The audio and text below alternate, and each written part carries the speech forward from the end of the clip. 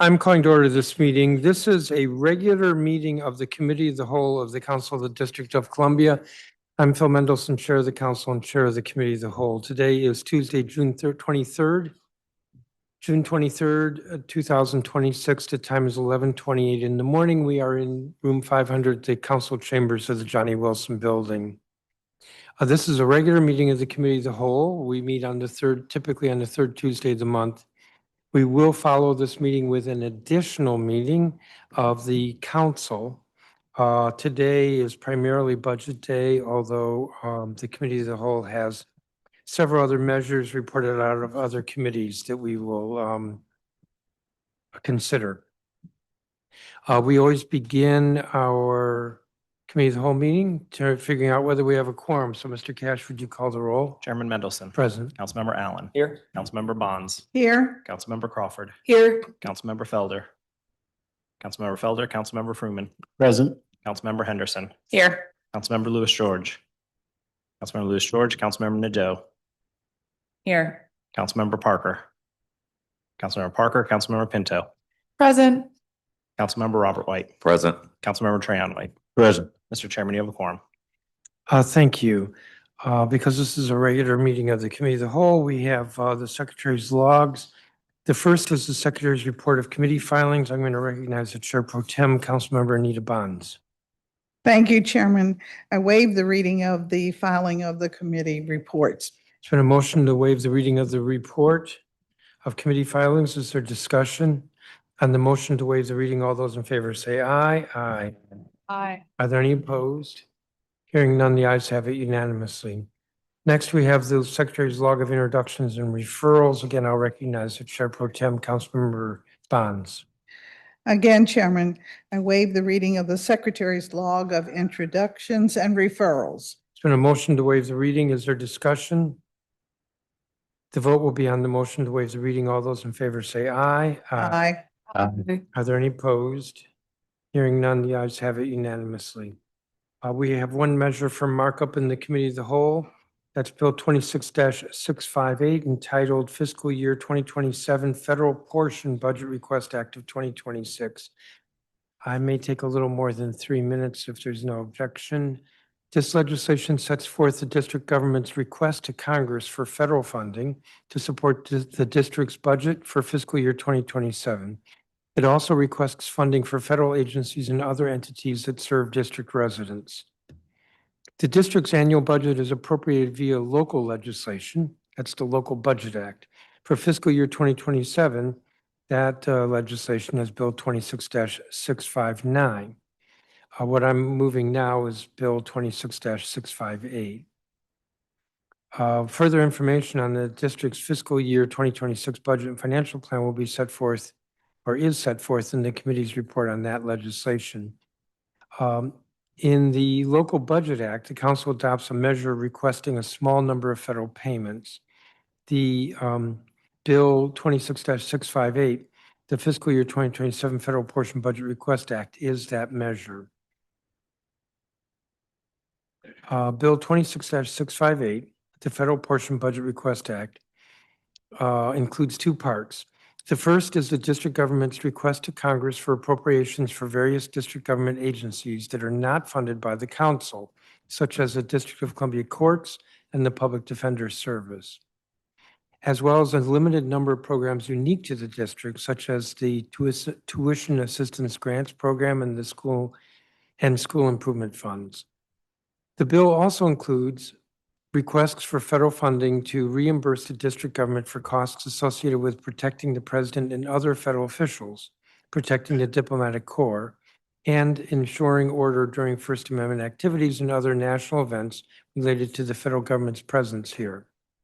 The second part of the bill includes proposed changes to federal law related to the district government's finances or operations, such as allowing the district government to increase the salary of its chief financial officer, requiring more transparency around the spending of contingency cash reserves, and broadening the district sales tax base to include gift shops and cafeterias on federal property. All of this is detailed in the report. Prior to the enactment of the 1997 Revitalization Act, A significant portion of the district's budget was comprised of an annual payment from the federal government to the district. This payment grew to approximately $660 million annually in the mid-1990s and constituted approximately 16% of the district's total budget. With the Revitalization Act, and because of the district's strong financial management, federal payments made exclusively to the district government have shrunk dramatically. Of the district's fiscal year 2027 operating budget as proposed by the mayor, the vast majority is raised locally through district taxes and fees or derived from other local sources. Most of the rest is federal formula spending that includes Medicaid and federal grants available to all jurisdictions. Compared to the 50 states, the district consistently has one of the lowest shares of federal funding relative to its total budget, ranking either 44th or 45th between 2023 and FY 2025. Overall, approximately 99% of the district's budget is derived from local revenue and from federal formula grants not unique to the district. Less than 1% comes from federal payments specifically requested for local programs or projects. Of that 1%, a significant portion consists of federal reimbursements to district law enforcement and other agencies for performing public safety work at the request of or on behalf of the federal government. As we know, the district's budget revenue sources are somewhat constrained. It is constrained in part because, compared to other municipalities and states, a significant portion of the property in the district is federal or international and therefore tax exempt. The district also features a significant amount of tax exempt educational and religious property. The district also is prohibited by the Home Rule Act from taxing income at its source. This so-called commuter tax prohibition not only deprives the district of the power other municipalities and other states have to tax income earned within their jurisdiction by non-residents, it also deprives the district of tax revenues that would otherwise inure to it because district residents who work and are taxed in another jurisdiction can take a credit against the income tax they would otherwise pay to the district. In addition to its request for federal payments to the district and to the criminal justice agencies that were moved to the federal government in 1997 with the Revitalization Act, Bill 26-658 sets forth desired federal funding to support, in whole or in part, entities that serve district residents, such as the Criminal Justice Coordinating Council, 2 judicial commissions, the District of Columbia National Guard, the University of District of Columbia, the District of Columbia Water and Sewer Authority, the Washington Metropolitan Area Transit Authority, and the National Children's Museum. This legislation was introduced at the request of the mayor on April 14th of this year. The Committee of the Whole held a public hearing on this bill and all of the budget bills that the mayor submitted. We held that hearing on May 13th of this year. I move the print with leave for staff to make technical and conforming changes. Is there discussion with regard to the print? Councilmember Fruman. I just have some questions. Is this the time for that? Yes.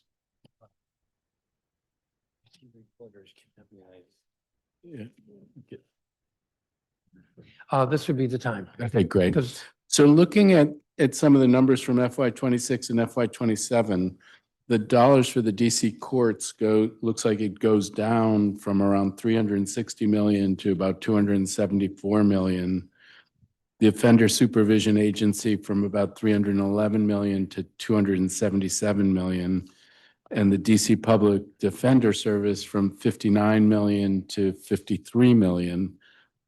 That's the area where there seems to be significant reductions. Can you help me understand what's happening there? Have the cost of those functions gone down, or why are we seeing reductions on that scale in that area, in that public safety area?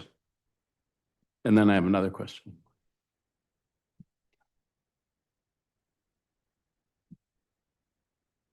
With regard to CSOSA, there was some one-time funding for IT that is not repeated. And for the courts, there are actually, I think, 3 numbers. And if you add them up, that's more. there's a significant increase for capital. Okay. And then for Let me Wilmot, just add that the dollar figures in here, we worked with the agencies. And so the dollar figures in this print are different than what the mayor submitted. I think she generally follows the president's budget for this bill. And we contact agencies directly, and to the extent that they're willing to share, a couple of them won't, we use their numbers. so all of the relevant agencies feel like they will be held harmless by this request. If Congress follows what we're requesting. Okay, got you. And then WMATA, for FY '26, I don't see a request, but for FY '27, 158 million. So I'm glad to see it, but can you explain what happened?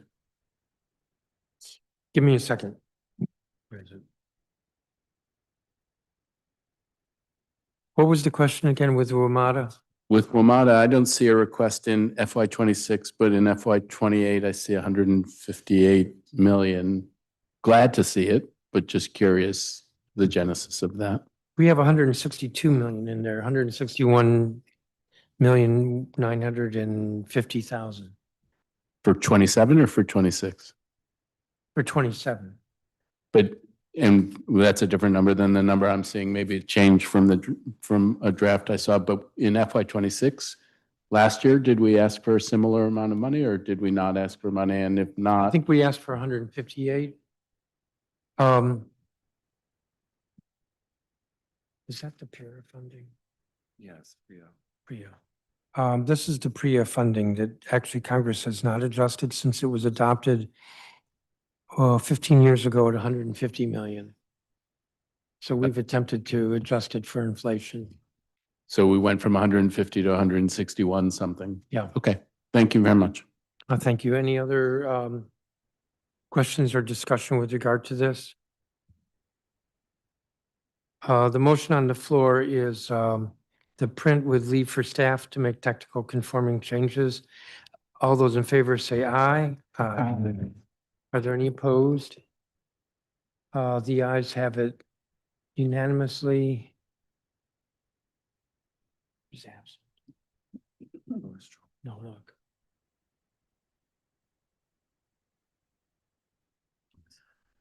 I move the report with leave for staff to make technical conforming and editorial changes. Is there discussion? On the report with leave for staff, all those in favor say aye. Aye. Are there any opposed? Hearing none, the ayes have it unanimously. Madam General Counsel, is this measure legally and technically sufficient for our consideration? Yes, it is. Madam Secretary or Mr. Assistant Secretary, is the record complete? Once the report is filed. And Madam Budget Director, does the measure's fiscal impact statement comply with council requirements? Yes, it does. This measure will be placed on the agenda. I believe it's on non-consent.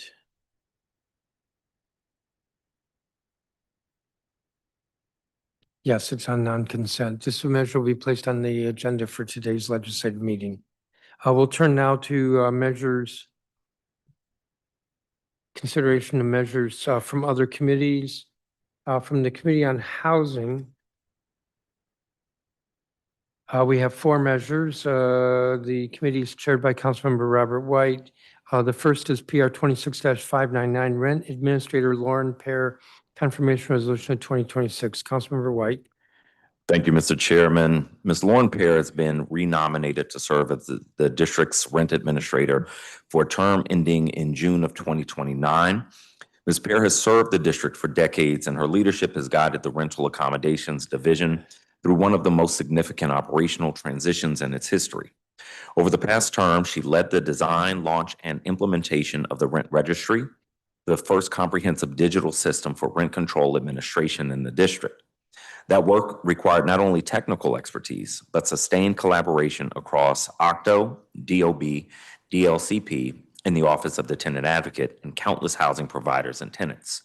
In her testimony, Ms. Pear emphasized what comes next: expanding outreach and technical assistance for both tenants and housing providers, strengthening compliance and enforcement tools, and modernizing forms, notices, and regulatory procedures so that our rent control system is easier to use and more transparent to the public. She also made clear that revitalizing interagency coordination is a top priority as the district continues to rely on accurate, real-time rental data. Ms. Pear stands ready to carry forward the modernization work she has begun and to ensure the district's rent stabilization system remains fair, accessible, and reliable for years to come. I move this nomination. Thank you. Are there questions from members? Madam General Counsel, is the measure legally and technically sufficient for our consideration? Yes, it is. Mr. Assistant Secretary, is the record complete? Yes, it is. Madam Budget Director, this is a confirmation, so there would be no fiscal impact statement. Correct. Without objection, this measure will be placed on the consent agenda for today's additional legislative meeting. The next measure is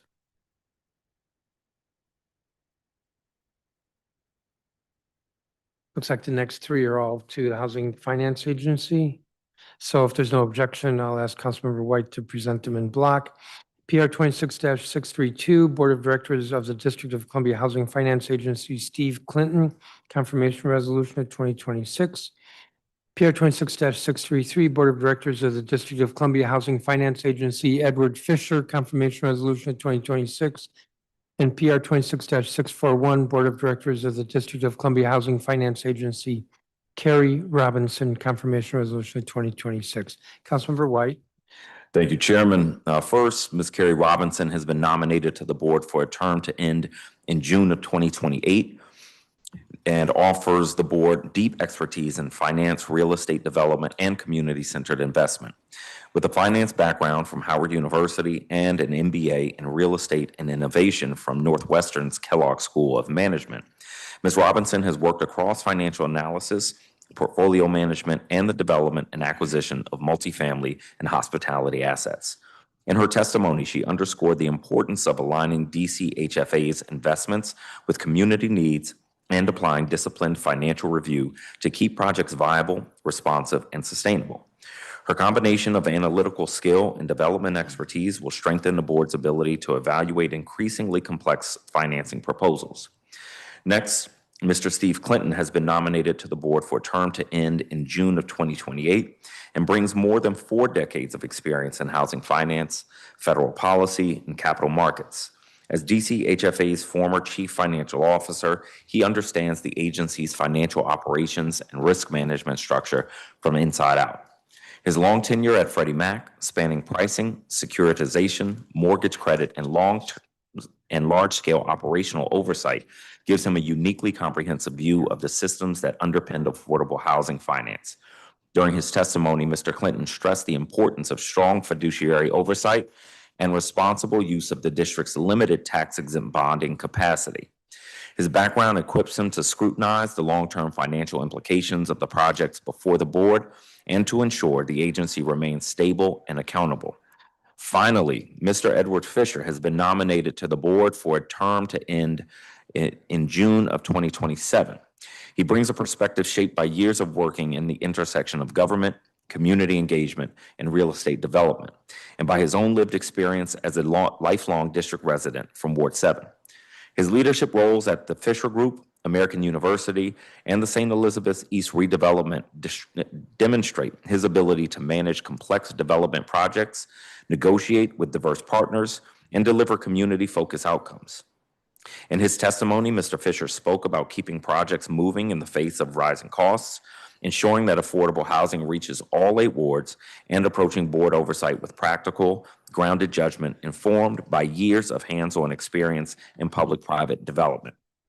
Taken together, Ms. Robinson, Mr. Clinton, and Mr. Fisher represent a balanced and complementary set of strengths: financial acuity, policy and capital markets experience, and community-driven development expertise. As a team, they bring comprehensive perspectives needed to evaluate transactions, uphold transparency, and help DCHFA continue delivering affordable housing opportunities across the district. I urge my colleagues to join me in supporting all 3 nominations.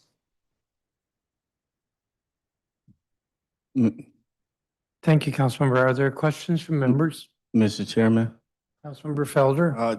Just very briefly, I too just want to speak to the nomination of Mr. Fisher. I think it will be a tremendous asset to the Department of Housing Finance. I've had the pleasure of working with him in a number of roles.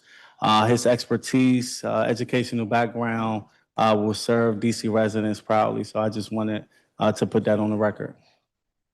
Thank you. I would like to remind members that when measures are coming from other committees, this time is for questions, not for statements or debate. Are there any other questions from members? We have the three before us. I have three questions, yes, three questions. Madam General Counsel, are these three measures legally and technically sufficient for our consideration? Yes, they are. Madam Secretary, is the record complete for each? Excuse me, Mr. Assistant Secretary. Yes, they are. Madam Budget Director, these are confirmations, so there wouldn't be a fiscal impact statement. Correct. Without objection, these measures will be placed on the consent agenda for today's additional legislative meeting. That is going to conclude this meeting of the Committee of the Whole.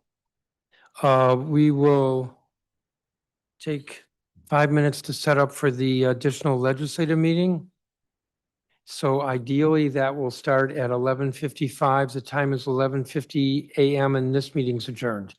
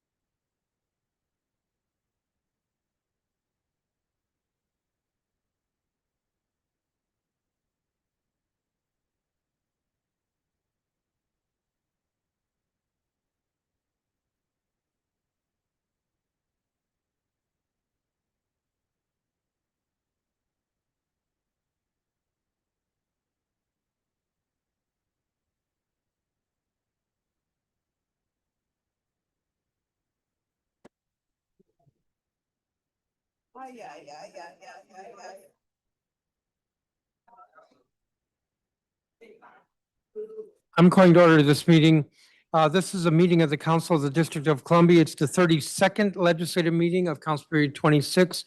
It's also an additional meeting, meaning that it's not our regular monthly meeting. That will be next Tuesday, the 30th. I'm Phil Mendelson, Chair of the Council, and we are meeting in room 500, the Council Chambers of the Johnny Wilson Building. And this meeting is being broadcast on cable television channel 13, as well as on the council's website, www.dccouncil.gov. We always begin our legislative meetings with a moment of silence. If we could have silence in the chamber and on the dais and everywhere else.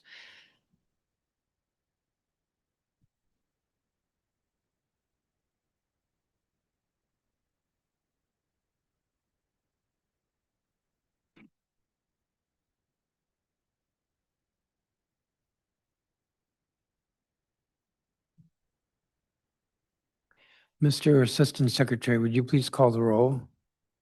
Councilmember Allen, Here. Councilmember Bonds, Here. Councilmember Crawford, Here. Councilmember Felder, Present. Councilmember Fruman, Present. Councilmember Henderson, Here. Councilmember Lewis George, Here. Chairman Mendelson, Present. Councilmember Nadell, Here. Councilmember Parker, Here. Councilmember Pinto, Present. Councilmember Robert White, Present. Councilmember Trayon White. Present. Mr. Chairman, you have a quorum. Thank you. We have the consent agenda. Are there any changes to the consent agenda? Hearing none. The vote will be on the consent agenda as circulated. All those in favor say aye. Aye. Are there any opposed? The ayes have it unanimously. Turning to the non-consent agenda, we will begin with the fiscal year 2027 Local Budget Act of 2026, Bill 26-659. This is a final reading. And I'll note now, and if I remember for each of the budget bills, I'm moving these with leave for staff to make technical conforming and reconciling changes. With the budget, there are a lot of lines and attributes and all kinds of detail, and so it needs to be understood that budget staff has leave for that. So moved. There's an amendment nature of a substitute that I circulated yesterday, and so I will at this time move that amendment nature of a substitute. In addition, I have circulated 4 amendments, and I'm making that part of my motion. I said 4, but it's actually 5. I'm making the 5 amendments part of my motion.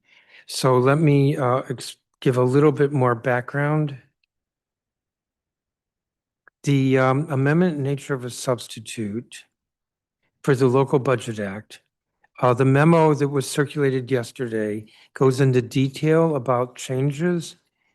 That list of changes may not be entirely complete, but it is mostly representative of the changes. And I'm going to mention some, but not all of them now. So there's some additions to the workforce investment account.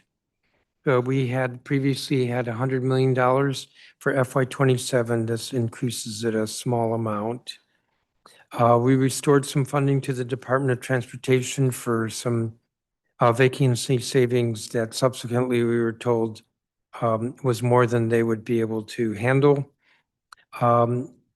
We have added some money to the Department of General Services to maintain janitorial services in some buildings, as well as for school readiness. And HVAC maintenance. We added $2.1 million to the Board of Elections for supporting the elections in FY27. Increased by $2 million the Sustainable Energy Trust Fund. for the Sustainable Energy Utility. There's some additional money in the Department of Behavioral Health for school-based mental health.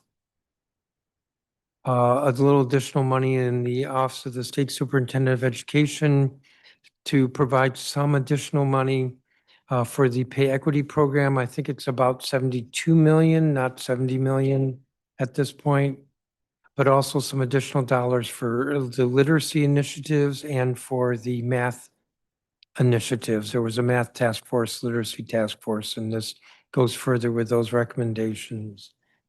$1.4 million to the Department of Corrections for the Lead Up, Lead Out program. Funding for the Resale Act, which has not been adopted by the council, but will not need to be adopted subject to appropriation. Some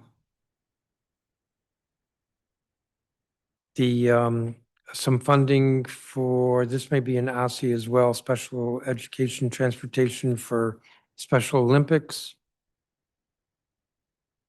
Some additional dollars at DYRS. Some additional dollars in the Office of Victim Services Justice Grants. I'm not going through all of them, just trying to hit some of the highlights. I think I'll leave it there. I'll be happy to answer questions. The amendments that are part of my motion with the amendment nature of a substitute.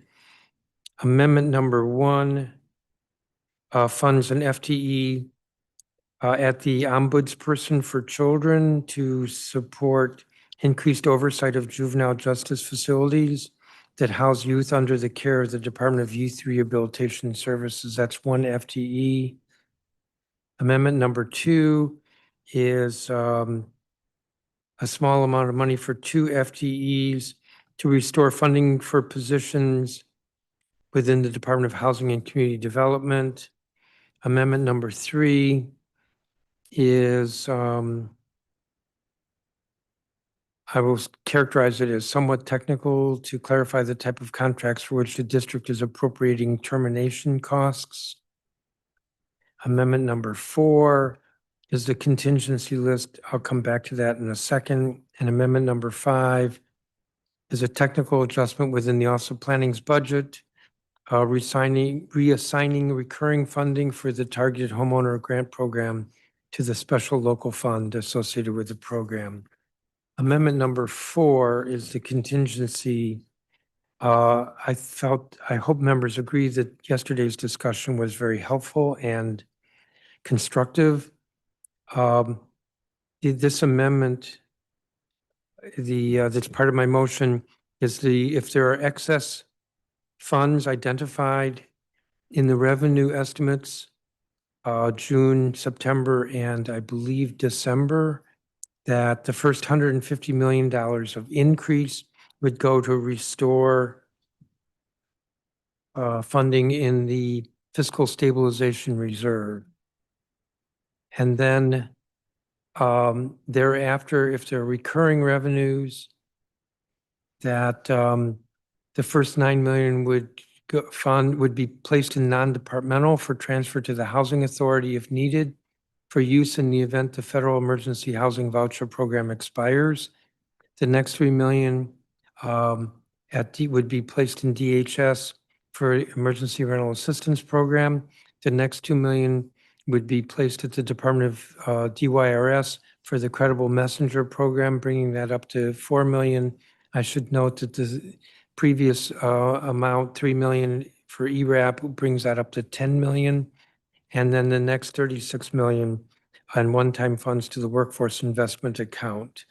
So that there's less doubt about whether any CBAs that are negotiated next year could be funded. In our discussion yesterday, we talked about the out years of the financial plan. That's not part of this amendment because we are focusing on the FY27 budget. On July 7th, when we take up the Budget Support Act, that's when we will address the out years. We'll have a similar amendment, but it will address the out years with regard to the financial plan. So that is my motion to approve the amendment nature of a substitute with the 5 amendment sheets that I just mentioned and that were circulated earlier. Is there discussion on the motion? Councilmember Parker. Thank you, Mr. Chairman. I was just sharing, I didn't know we could move 5 amendments at once, but No, what? I didn't know we could move 5 amendments at once. When you're, In all seriousness, I think what, again, you've done is pretty remarkable. I do want to thank you publicly for your work with me in funding Special Olympics. That was a gap that would just be unconscionable if we were not able to meet the need there, and I'm glad that we're able to do it. I also think where we landed with the contingency list feels right. These feels like must-haves as well as necessary services and programs should the funding be available to fund them. I did want to offer remarks on your first amendment, which relates to the FTE from the ombudsperson related to facilities oversight for DRS. And I would just share, I plan to support this amendment today, but I want to take a moment to acknowledge that this is yet again, in some ways, us kicking the can down the road. And Mr. Chairman, we've talked about this, and so this is more for the public record. The ROAD Act, which this body passed in late 2024, called for independent oversight of DRS, namely for eyes to be set on the number of facilities around the country where young people are placed. We never funded that part of the bill. My committee in this budget process set aside $500,000 to do what advocates are demanding, which is to stand up independent oversight. And yet here we have an amendment for a mere $150,000 on a one-term basis, a one-year basis. And I want to be clear, we need this oversight. And I challenge the suggestion that was made in the mayor's letter to the council a few weeks ago that oversight is merely the responsibility of the council. Yes, that is true. But when DRS was under federal receivership, the Jerry M. consent decree mandated that there be independent oversight of the agency following the ruling on a class action lawsuit filed on behalf of youth who suffered unjustly in the district's secure juvenile detention facilities. I see the clock ticking, so I'm going to shorten this. But the point I want to make here is when we had the OIJJFO, or the Independent Facilities Oversight, we were able to have someone on the ground in the facilities every day, around the clock, which is challenging for committee staff to do. On top of that, as the ROAD Act mandated, there is a need for us to better oversee what is happening with young people in different jurisdictions and states.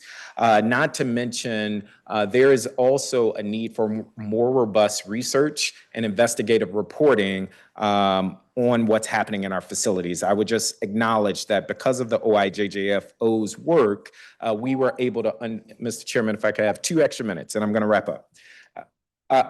Because of the Did you OIJJF, say 2 extra minutes? yes. Let's try 1 minute and without objection. Okay. Because of the OIJJFO's work, we were able to identify that the fire systems at DRS were not working, and they have now been fixed. So my point here is I am grateful that we will have this $150,000 for an FTE, but it is a drop in the bucket. And again, it's kicking the can down the road. We need to commit to more robust oversight for all of our agencies that are caging human beings. That includes on the adult system as well. And I just do not think we are taking seriously the conditions in these facilities. I'll conclude with this. Where we are focused now as a committee is on making sure that the agency properly and fully implements the ROAD Act. And I look forward to working with the OFC or the ombudsperson to ensure that we can hire someone to engage in the more robust and routine oversight that is needed at DRS. So that is a longer rant than possible. I want to end on a positive note. And again, thank you for your work on the budget. Thank you for funding Special Olympics and working with all of us to create a contingency list that gets us to where we need. Thank you, Mr. Chairman. Thank you. I have to say, I'm not quite sure how I structured this. So I have the 5 amendments on the ANS. I propose that we vote on that so that we then have one document before us. I know there's some additional amendments, so then let's vote on this and then take the additional amendments. I also left out a few words in my remarks. So if there's no objection, let's just have a vote on what's before us right now, the ANS and the 5 amendments, and then continue with additional amendments and some additional remarks from me. I don't know why I'm looking at that end. I could look at I this. do have a quick question. Quick question. Sorry, on Amendment 1, and I believe my team reached out this morning, so I know this is late. But we note that I believe the 150,000 is sent to the ombudsperson as an FTE. And is it possible to move that to NPS so that if they wanted to contract out for it versus hire someone, that might be possible? I have no objection to that. And if there's no objection from anyone, then that will be accepted as part of this. Thank you. So the 150,000 in amendment number 1 will be NPS, not PS.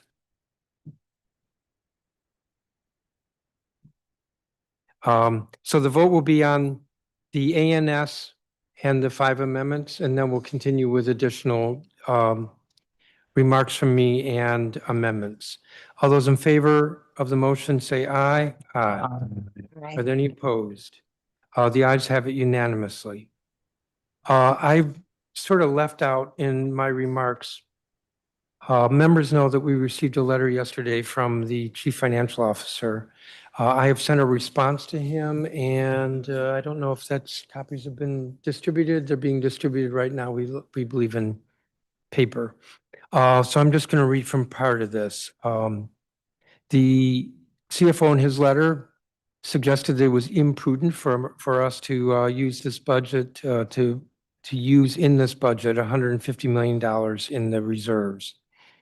It is not imprudent to leave almost 95% of the reserves untouched, especially when the reserves have never been higher and still will hold over $2 billion, which is equal to maintaining 62 days of operating expenses.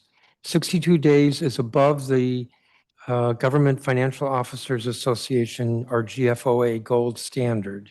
Moreover, our reserves are more than enough to satisfy Wall Street.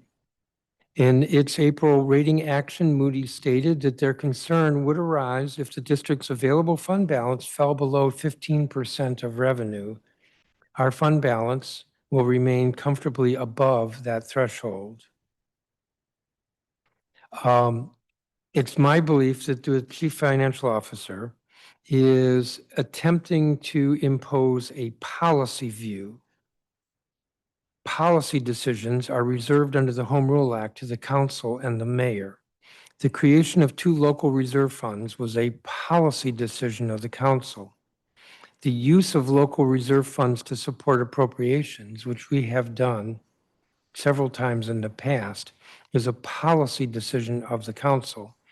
The level set in the law for the 2 local reserve funds also has been a policy set by the council. The Chief Financial Officer does not have the authority to now make a policy decision that even though we have used reserve funds in the past for appropriation, that this time the council may not use local reserves to support appropriations. And again, the amount that is in this budget is small, less than 6% of the total reserve funds.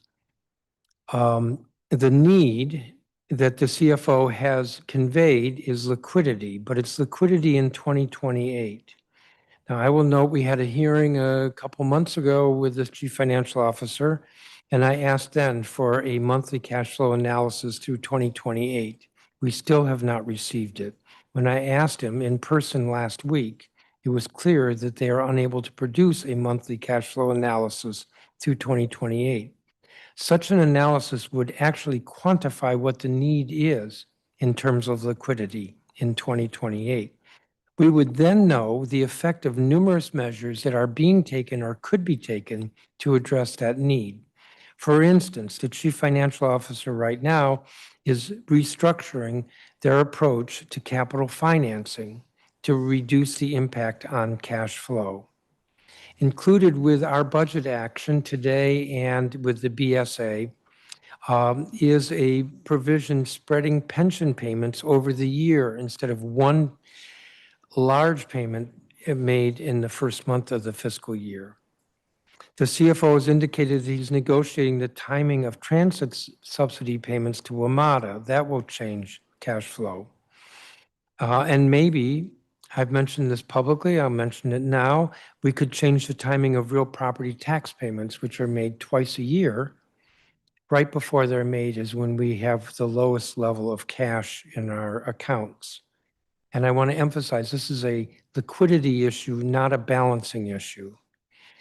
Without having that cash flow analysis through 2028, we are unable to know how much each of these measures I just itemized will reduce or even eliminate the liquidity problem in 2028.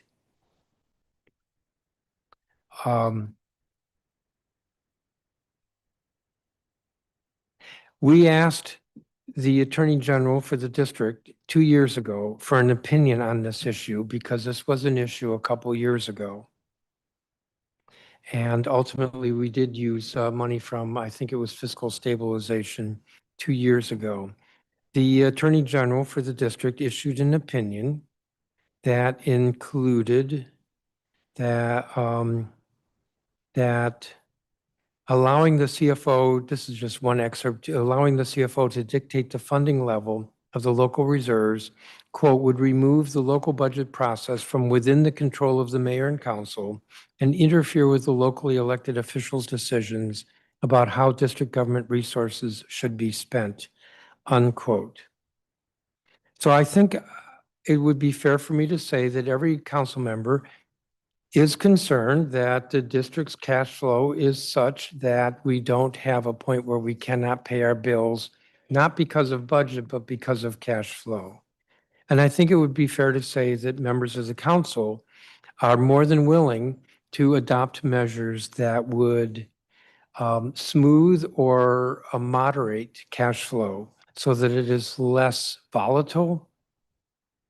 And we have 2 years to do this until 2028.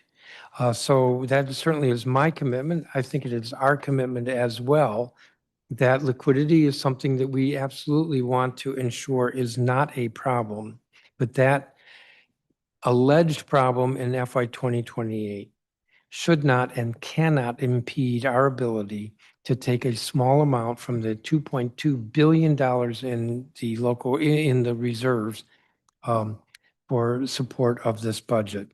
So I wanted to just add that to my remarks. I do at this point have an oral amendment I want to move, and then I'll recognize, I believe, Councilmember Henderson. We have in the budget documents that were circulated, $21 million for Park Morton redevelopment. We placed it in the wrong line. And so I'm looking at a document that the budget office gave me, so this is in writing, that we would take $21 million from EBO.EB016C, Park Morton Redevelopment Initiative, and move that to EBO.EB509C, Bruce Monroe.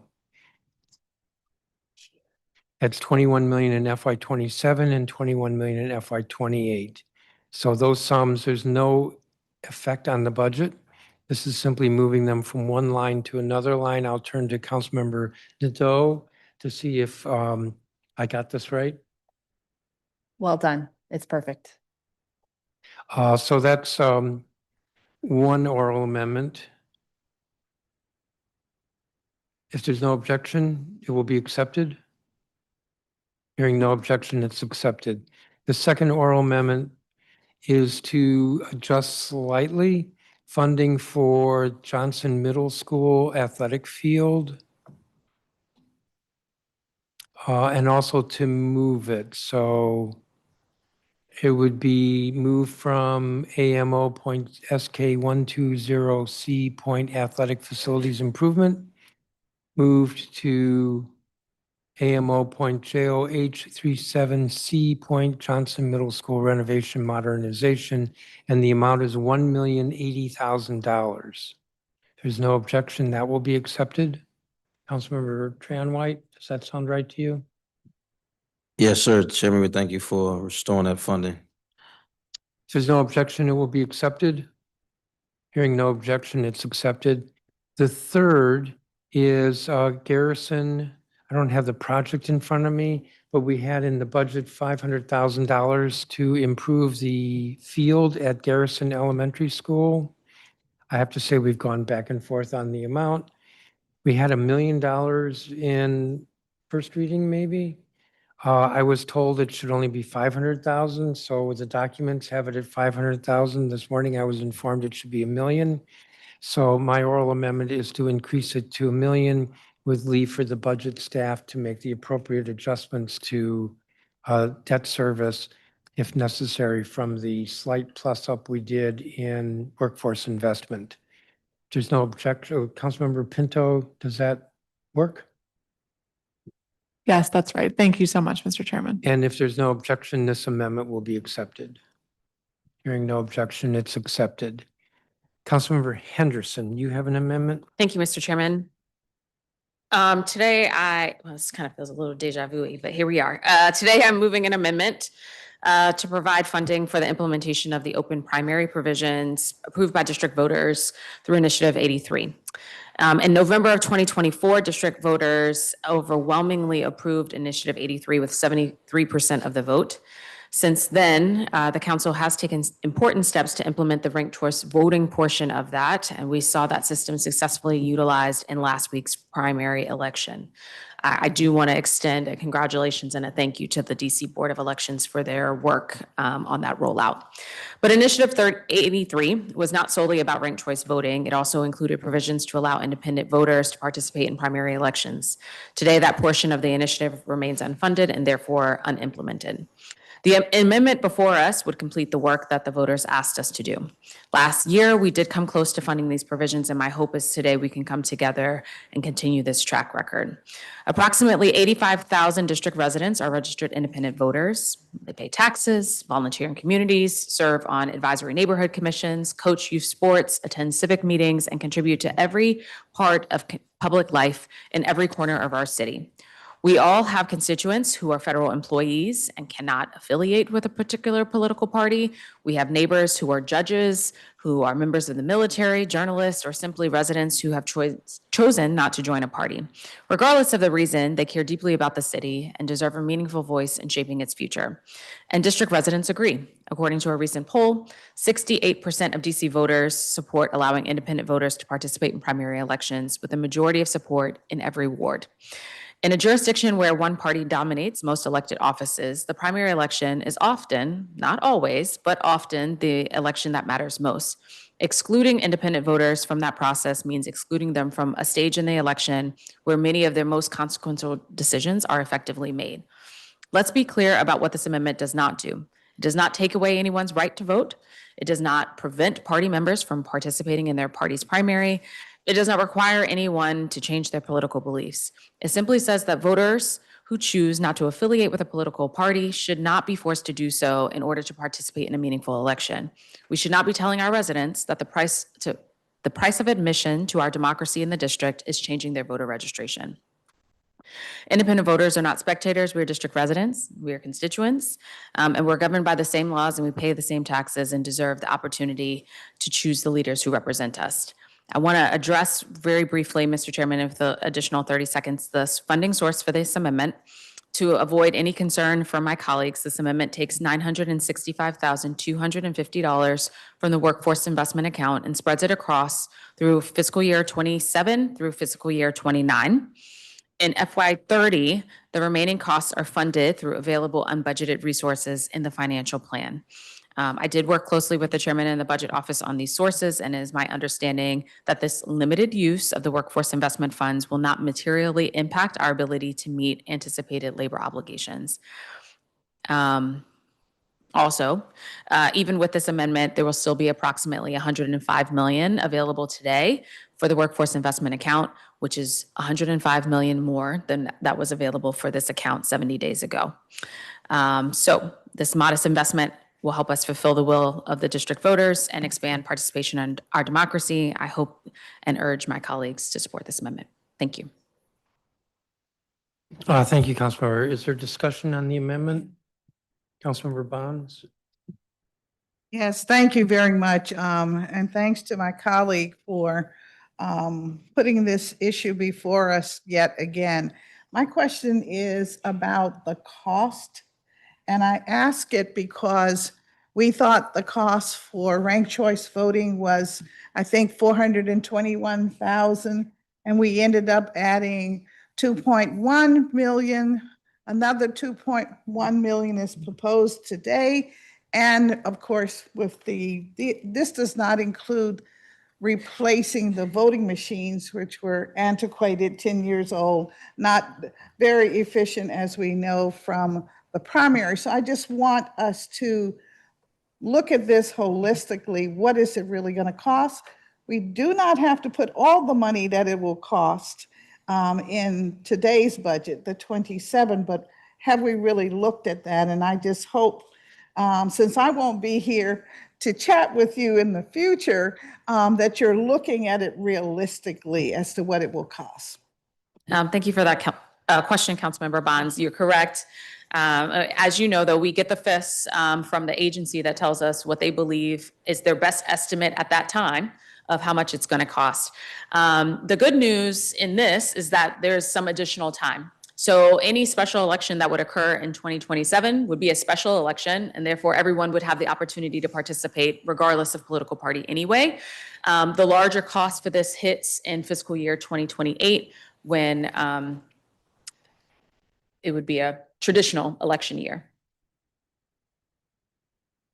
Thank you. Councilmember Pinto. Numbers. Oh, I didn't know if Councilmember Bonds was done. I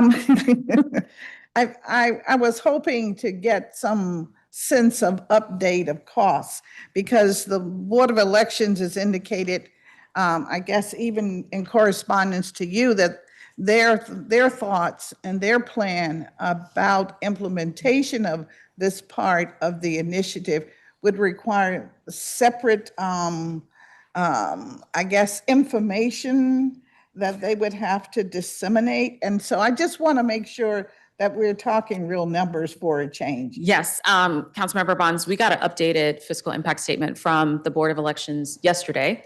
They did add 50,000 to their estimate. And so that is what's before us today, includes that. All right. And also just to note, this is separate and apart from the funding, because you mentioned that around, my understanding, for the additional, well, new, not additional, Yes. machines, which we included, I believe, at the first vote. No, Or it's today. My yeah. bad, it's today. No, we did not include the machines in the first vote. The first vote, we included 2.1 million, which was brought to us via the mayor's budget. We included in today's, what we're voting on, another 2.1 million. Yes. Which helps with the voter registration and all of that and getting us through the general election. So I'm just trying to make sure that we be realistic about it. That's the point of my question. But thank you very much. Thank you, Councilmember Bonds. Councilmember Pinto. Hey, Mr. Chairman, and thank you so much, Councilmember Henderson, for moving this amendment. I think one of the most beautiful things about being an American is that we believe here that one person gets one vote.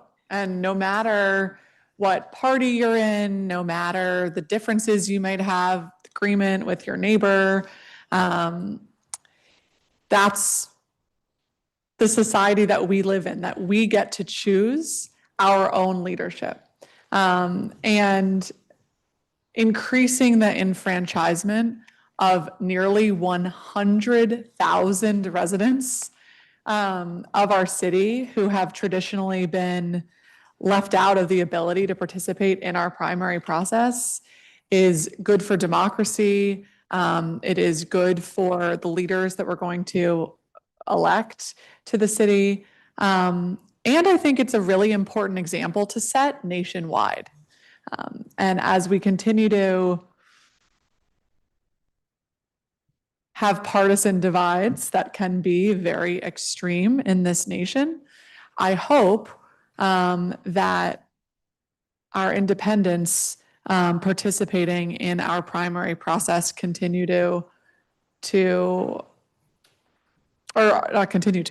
are able to participate now. So I appreciate you moving this amendment. As you know, this is an amendment that I moved last year in the budget. And so hope that today we will be able to make this difference. And I want to really congratulate the many organizers and leaders of I-83, and especially Lisa Rice and Brian Strage, who have just been working on this issue for many, many years, and have really pushed us to live up to our values in the district. So congratulations to you all for the incredible work that you've engaged in for many years. Thank you. Thank you, Councilmember Pinto. Councilmember Trayon White. Thank you, Chairman. I want to thank you, Councilmember Henderson. One of the things I am concerned about with this bill that will fund the primary portion of I-83 is the taking the payments from the council's workforce investment accounts. There has been a lot of talk about unions and negotiating salaries, and it looks like this is going to take $965,250 from the council's workforce investment fund for fiscal year 2027, which provide cost of living increase for our employees and was negotiated in good faith by our unions. Then I think from what I'm seeing, it further commits dollars from fiscal year 2030, and we haven't even passed our fiscal year 2027 budget yet. So I'm concerned about the funding source, quite honestly. So I'm just going to digress with that. Our workers need more pay, and I'm not sure if this is the right funding source. Mr. Chairman? Councilmember Felder. Thank you, Mr. Chairman.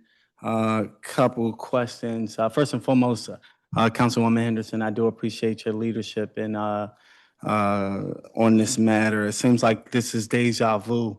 We were just having this conversation last year around this time.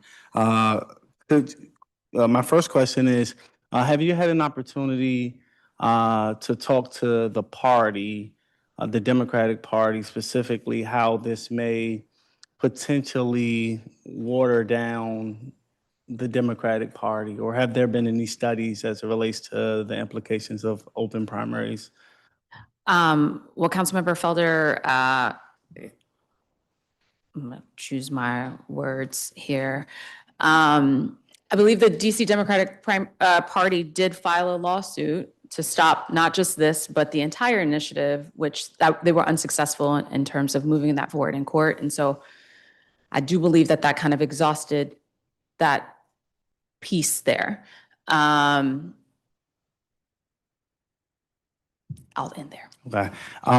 Given that we recently had a election under ranked choice voting, and given that open primaries was another portion of what was put forth last year, have you had an opportunity to talk to DC Board of Elections about how implementing a new law would, how would that, do they have the necessary resources based on them just recently going through ranked choice voting? Like, is there lessons learned? How will open primaries, if passed, be incorporated in the implementation of a new voting system? That makes sense. So as I said to Councilmember Bonds, we did have a conversation with Board of Elections yesterday to get the updated numbers. So they did indicate that they would need additional resources, and that's what we provided here. But I will say this is that if we're thinking about what happens in 2027, the DC Board of Elections was going to have to send every registered voter a ballot for elections that will take place next year anyway. So really, the big change would be around 2028.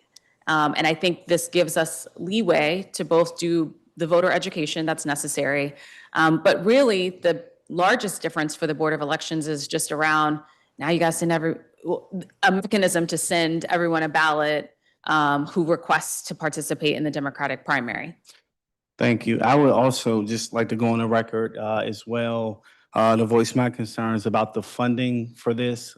Similar to last year, I think we took money from food access, and I know Councilwoman, I know there was it was food access and another program that really impacts the needs specifically of Ward 7 and 8 residents. So I just want to be mindful of where the money is coming from to support this initiative. So I don't support this, and I urge my colleagues not to do the same. Mr. Chairman, can I ask a question to the Budget Director? Yes. Madam Budget Director, does this small reduction in the workforce investment count make a material difference in our ability to meet our anticipated labor obligations? Thank you for the question. That's a judgment call, which might be a little bit unfair. As you stated in your remarks, 70 days ago, there was zero in this account. At first reading, there was 100 million in this account. After your amendment, there will be 105.5 million in this account. And, you know, budgeting workforce investment is always an educated guess because we don't know what the cost of each of these CBAs are going to be. However, you know, this is more than we had 14 days ago. And again, more than what was there 70 days ago. Thank you. Councilmember Henderson, I'll point out that the contingency amendment that is in here now does have, if the revenue growth is sufficient, that there would be 36 million, up to 36 million more added to workforce investment. And I appreciate that addition, Mr. Chairman. I do want to just say, I spoke to several members over the weekend, and I said that if I had an issue with the source, I asked that members would be mindful. I'll even add that they would support me in objecting to the source. As Councilmember Henderson said, when she moved this, she had talked with me about this. I don't have a problem with the source. That doesn't mean I'll be voting for this. In fact, I'll speak to it in a minute, but I don't have a problem with the source, so that's not an issue. Next on the list is Councilmember Allen. Thank you, Mr. Chairman. Knowing that I only have 3 minutes, I'm not going to bury the lead. I'm supporting this amendment today. And thank you, Councilmember Henderson, for moving it.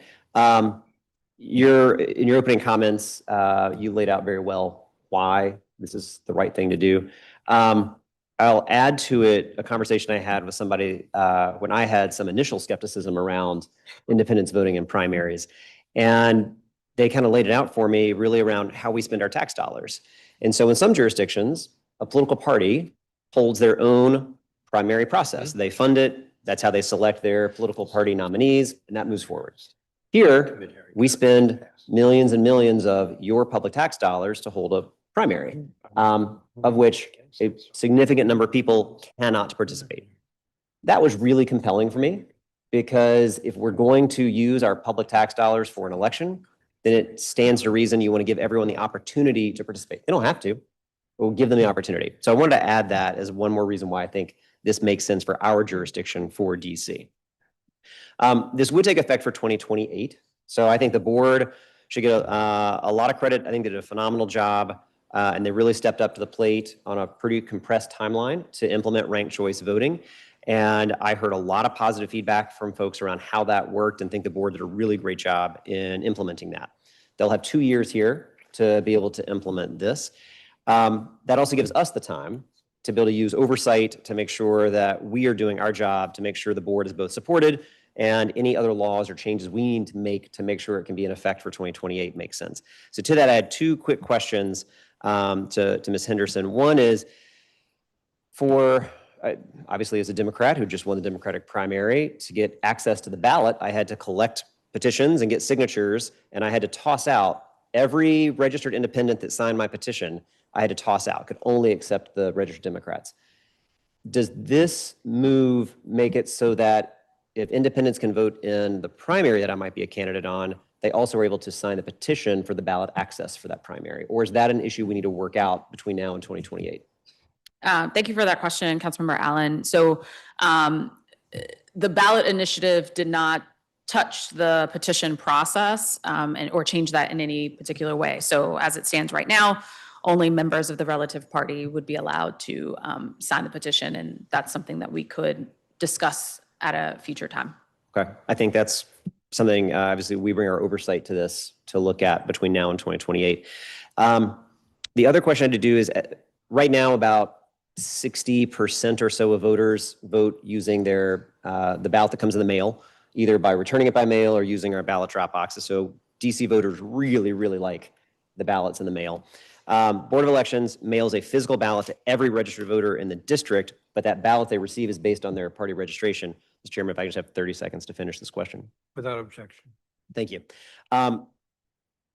I don't believe DC law lays out yet, but again, this could be something we've got to address before 2028. If a voter is an independent, wants to participate in a Democrat, Republican, Green Party primary, then they would be receiving an independent ballot in the mail. Would they need to request it in advance, or is this another issue we need to probably work out between now and 2028 about how the board needs the guidance and instruction to be able to make sure people get their physical ballots the way they prefer? Thank you for the question, Councilmember Allen. So this is a question of implementation. The FIS for the ballot initiative indicates that the Board of Elections would create some sort of portal for unaffiliated voters to be able to say which ballot they prefer to receive, because the way that this is designed, presumably they could vote in the Republican primary if that is something that they choose. The FIS also notes that the board said that they could absorb the cost of that particular portal. It might just be something that's already in their system where you go in and check your voter registration and you can declare which ballot that you will want to receive. But that would be a further conversation we could have with the Board of Elections. And again, for all the elections that we know of in 2027, everyone will have the opportunity to vote. So this isn't something that needs to be cleared up. Right. With the 2-year on-ramp to Yes. 2028, I think we can tackle the implementation issues. They're not a barrier we can't figure out how to get over. And that's a charge to us, should this amendment pass today, for the council to be able to hold the oversight and make adjustments or tweaks as necessary to have successful implementation. Thank you very much. Thank you, Mr. Chair. Thank you, Councilmember Allen. Councilmember Crawford. Thank you, Mr. Chairman. Thank you, Councilmember Henderson and your team for your work on this amendment, and for the advocates that have continued to raise their voices in support, especially Lisa Rice and Commissioner Strady. As one of the 2 independent members of this council, I believe it is important that the roughly 80,000 independent voters in the district have a meaningful opportunity to participate in the consequential elections that shape our city's future. I have also heard from many voters who supported ranked choice voting but opposed semi-open primaries, and others who supported semi-open primaries but not ranked choice voting. Combining multiple subjects into a single ballot measure made it difficult for voters to express their views on each proposal independently. And I continue to hear from constituents today who do not support semi-open primaries today. So for that reason, I would support aspects of pending permanent legislation that prevent multiple subjects from being combined into a single ballot initiative. As always, implementation must be done thoughtfully. My hope is that if this amendment passes today, this funding will help ensure that the Board of Elections has the resources necessary for voter education, registration updates, and election administration, so that any potential transition is clear, orderly, and accessible to the voters. I wish I had more hard data on the effects of ranked choice voting and where we ended up. But obviously, we will not know the full picture of what happened until the certification date. So my hope is that the council in the future will update the law if needed, if we ultimately learn that any of the Initiative 83 changes to our elections unfairly benefits or marginalizes one group of people over another. Thank you. Further on the amendment, Councilmember Fruman. Thank you very much, Chairman Mendelson. And thank you, Councilmember Henderson, for coming forward with this. Thank you to the advocates for I-83 who pushed for this at every step along the way. I enthusiastically support this amendment. I think it's really important to note, it's 73%, but let's just call it 3/4 of the electorate said do this. And that is very important. It is also one of the lessons of this last election is that ranked choice voting seemed to have worked pretty smoothly. I mean, what we're not hearing is a ton of complaints, and actually we saw the mechanics of it work quite smoothly. So I think that should give us some confidence. Also, in terms of independents voting in the primary, there's lots of prognostication about what impact that will have. Will it pull the electorate to the left? Will it pull the electorate to the right? I think we have no idea. And I actually think that what we saw in this last election, not necessarily directionally, but in terms of magnitude, shows that we have no idea what's going to happen in elections. I mean, I don't know that anybody predicted what we saw, and I don't think we can predict what will come from this in terms of impact on the electorate. Could go left, could go right. The one thing we do know is tens of thousands of DC residents who, for whatever reason, choose not to affiliate with a party, which is an increasing phenomenon, not just in Washington, DC, but in the country, will have their voices meaningfully heard in our elections, which is exactly what 3/4 of our electorate said should happen in the referendum. So I really hope we can push this over the finish line and enfranchise tens of thousands of DC voters. Thank you for what you brought forward. Further on the amendment, Councilmember Robert White.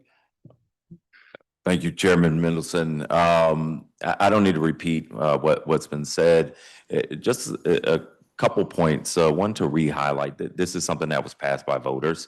And so even if we don't like the process, we can fix the process going forward, but we can't go back and undo it.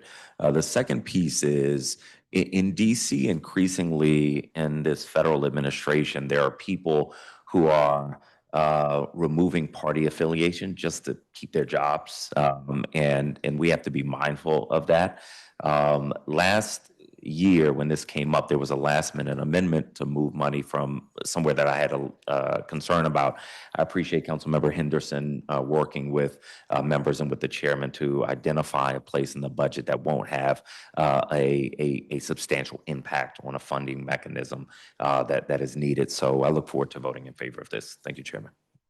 Thank you, Councilmember White. Councilmember Parker? Thank you.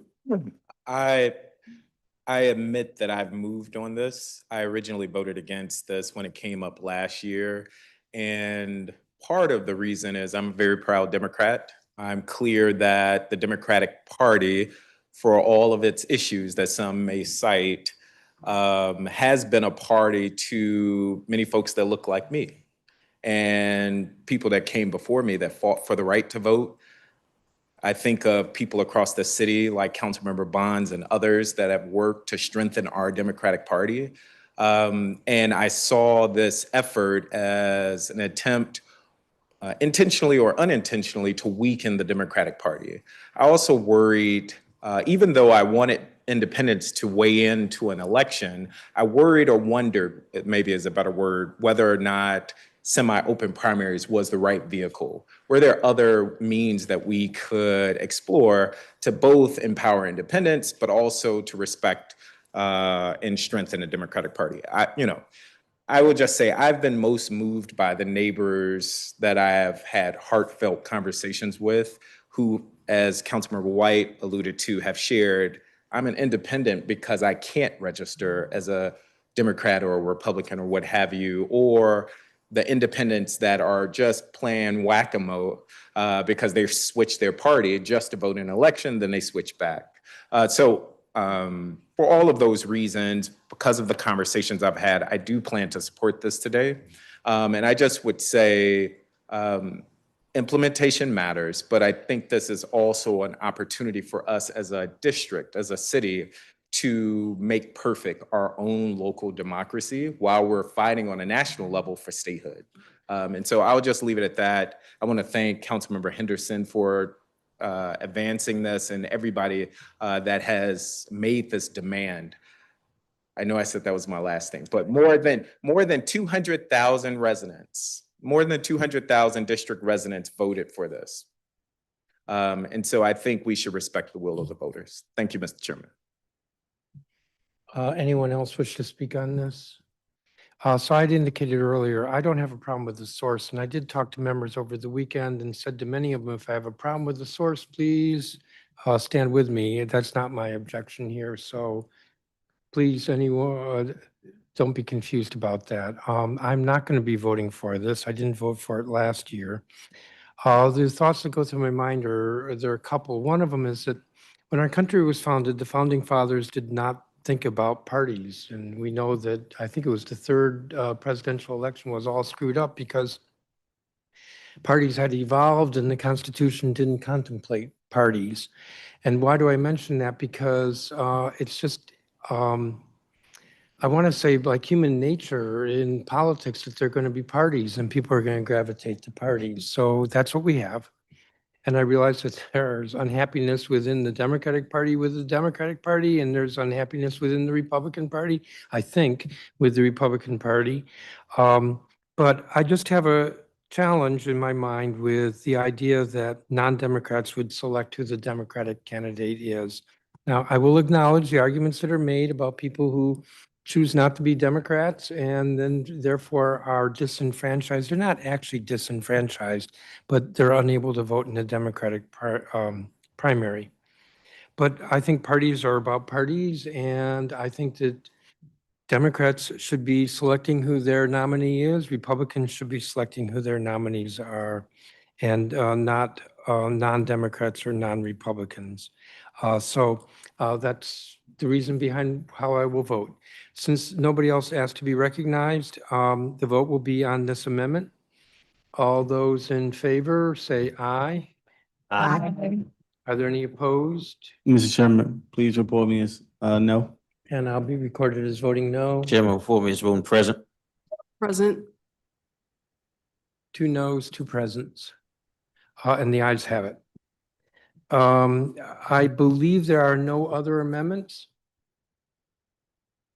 Pausing too long. The vote will be on Bill 26-658. Do I have that right? No. On Bill 26-659, the Local Budget Act of 2026 as amended. The amendments consisted, if I remember correctly, of the amendment nature of a substitute. That was moved with 5 amendments that I had. There were oral amendments that I moved that are included here, and Councilmember Henderson's amendment that's included. I believe that's everything. All those in favor, this is final reading of Mr. Bill. Chairman, can we make some remarks? If you're asking permission, I'll say no, but if you feel motivated, Well, that's my last one. don't pull the heartstrings. Councilmember Nizzo? Thank you. Thank you, Chairman. I want to thank each and every committee chair for their initial contributions to this budget, as well as you, Chairman Mendelson, and the Budget Office team for restoring a significant number of gaps that were present when we received this budget from the mayor. We all know how bad this budget was. We've talked about it. We've made it less bad. Chairman, you've done a great job of filling those gaps. In my final committee budget as council member, we were able to send funds to every other committee to help fill gaps in the safety net created by the mayor's proposal, including to support more people in temporary housing, to expand food access, wellness for seniors, and programming for teens. We found ways to take small actions such as licensing and building code changes to affect big results, like building more housing and speeding up business and contracting issues. And even more, the council as a whole plugged in many funding gaps and made numerous investments, such as adding millions in healthy food programs, increasing the availability of public restrooms across the district, restoring cuts to the Office of the Attorney General, lifting the age moratorium for new healthcare enrollees, restoring some equilibrium to the childcare subsidy program, restoring the pay equity fund and access to justice. We successfully averted the mayor's proposed step down in TANF benefits and worked to restore some funds to the Credible Messengers and Pathways programs. And much needed investments for Ward 1, including $1 million in one-time funding for a grant to enable the Rosemount Center to purchase its building, $200,000 in one-time funding for grants to support the implementation of Columbia Heights and Mount Pleasant Vision Framework for public realm design, funding to support ongoing senior programming at the Vita Senior Center, more money to renovate the Parkview Recreation Center, for parks in Lower Georgia Avenue, for the Columbia Heights and Mount Pleasant public realm design, to implement the Place-Based Substance Use Disorder Outreach Act, and business grants to support pedestrian activation on the 18th. In May, we were handed a budget that was balanced on the backs of our most vulnerable residents, a budget that asked nothing of our most fortunate residents. And although the council has identified one-time funding to address many, though not all, of the funding gaps, this budget still asks nothing of people who can afford more. I proposed an amendment that would have implemented a small surtax on passive income, capital gains, and some other investments that require no work by the investor on the wealthiest of residents, making $400,000 or more.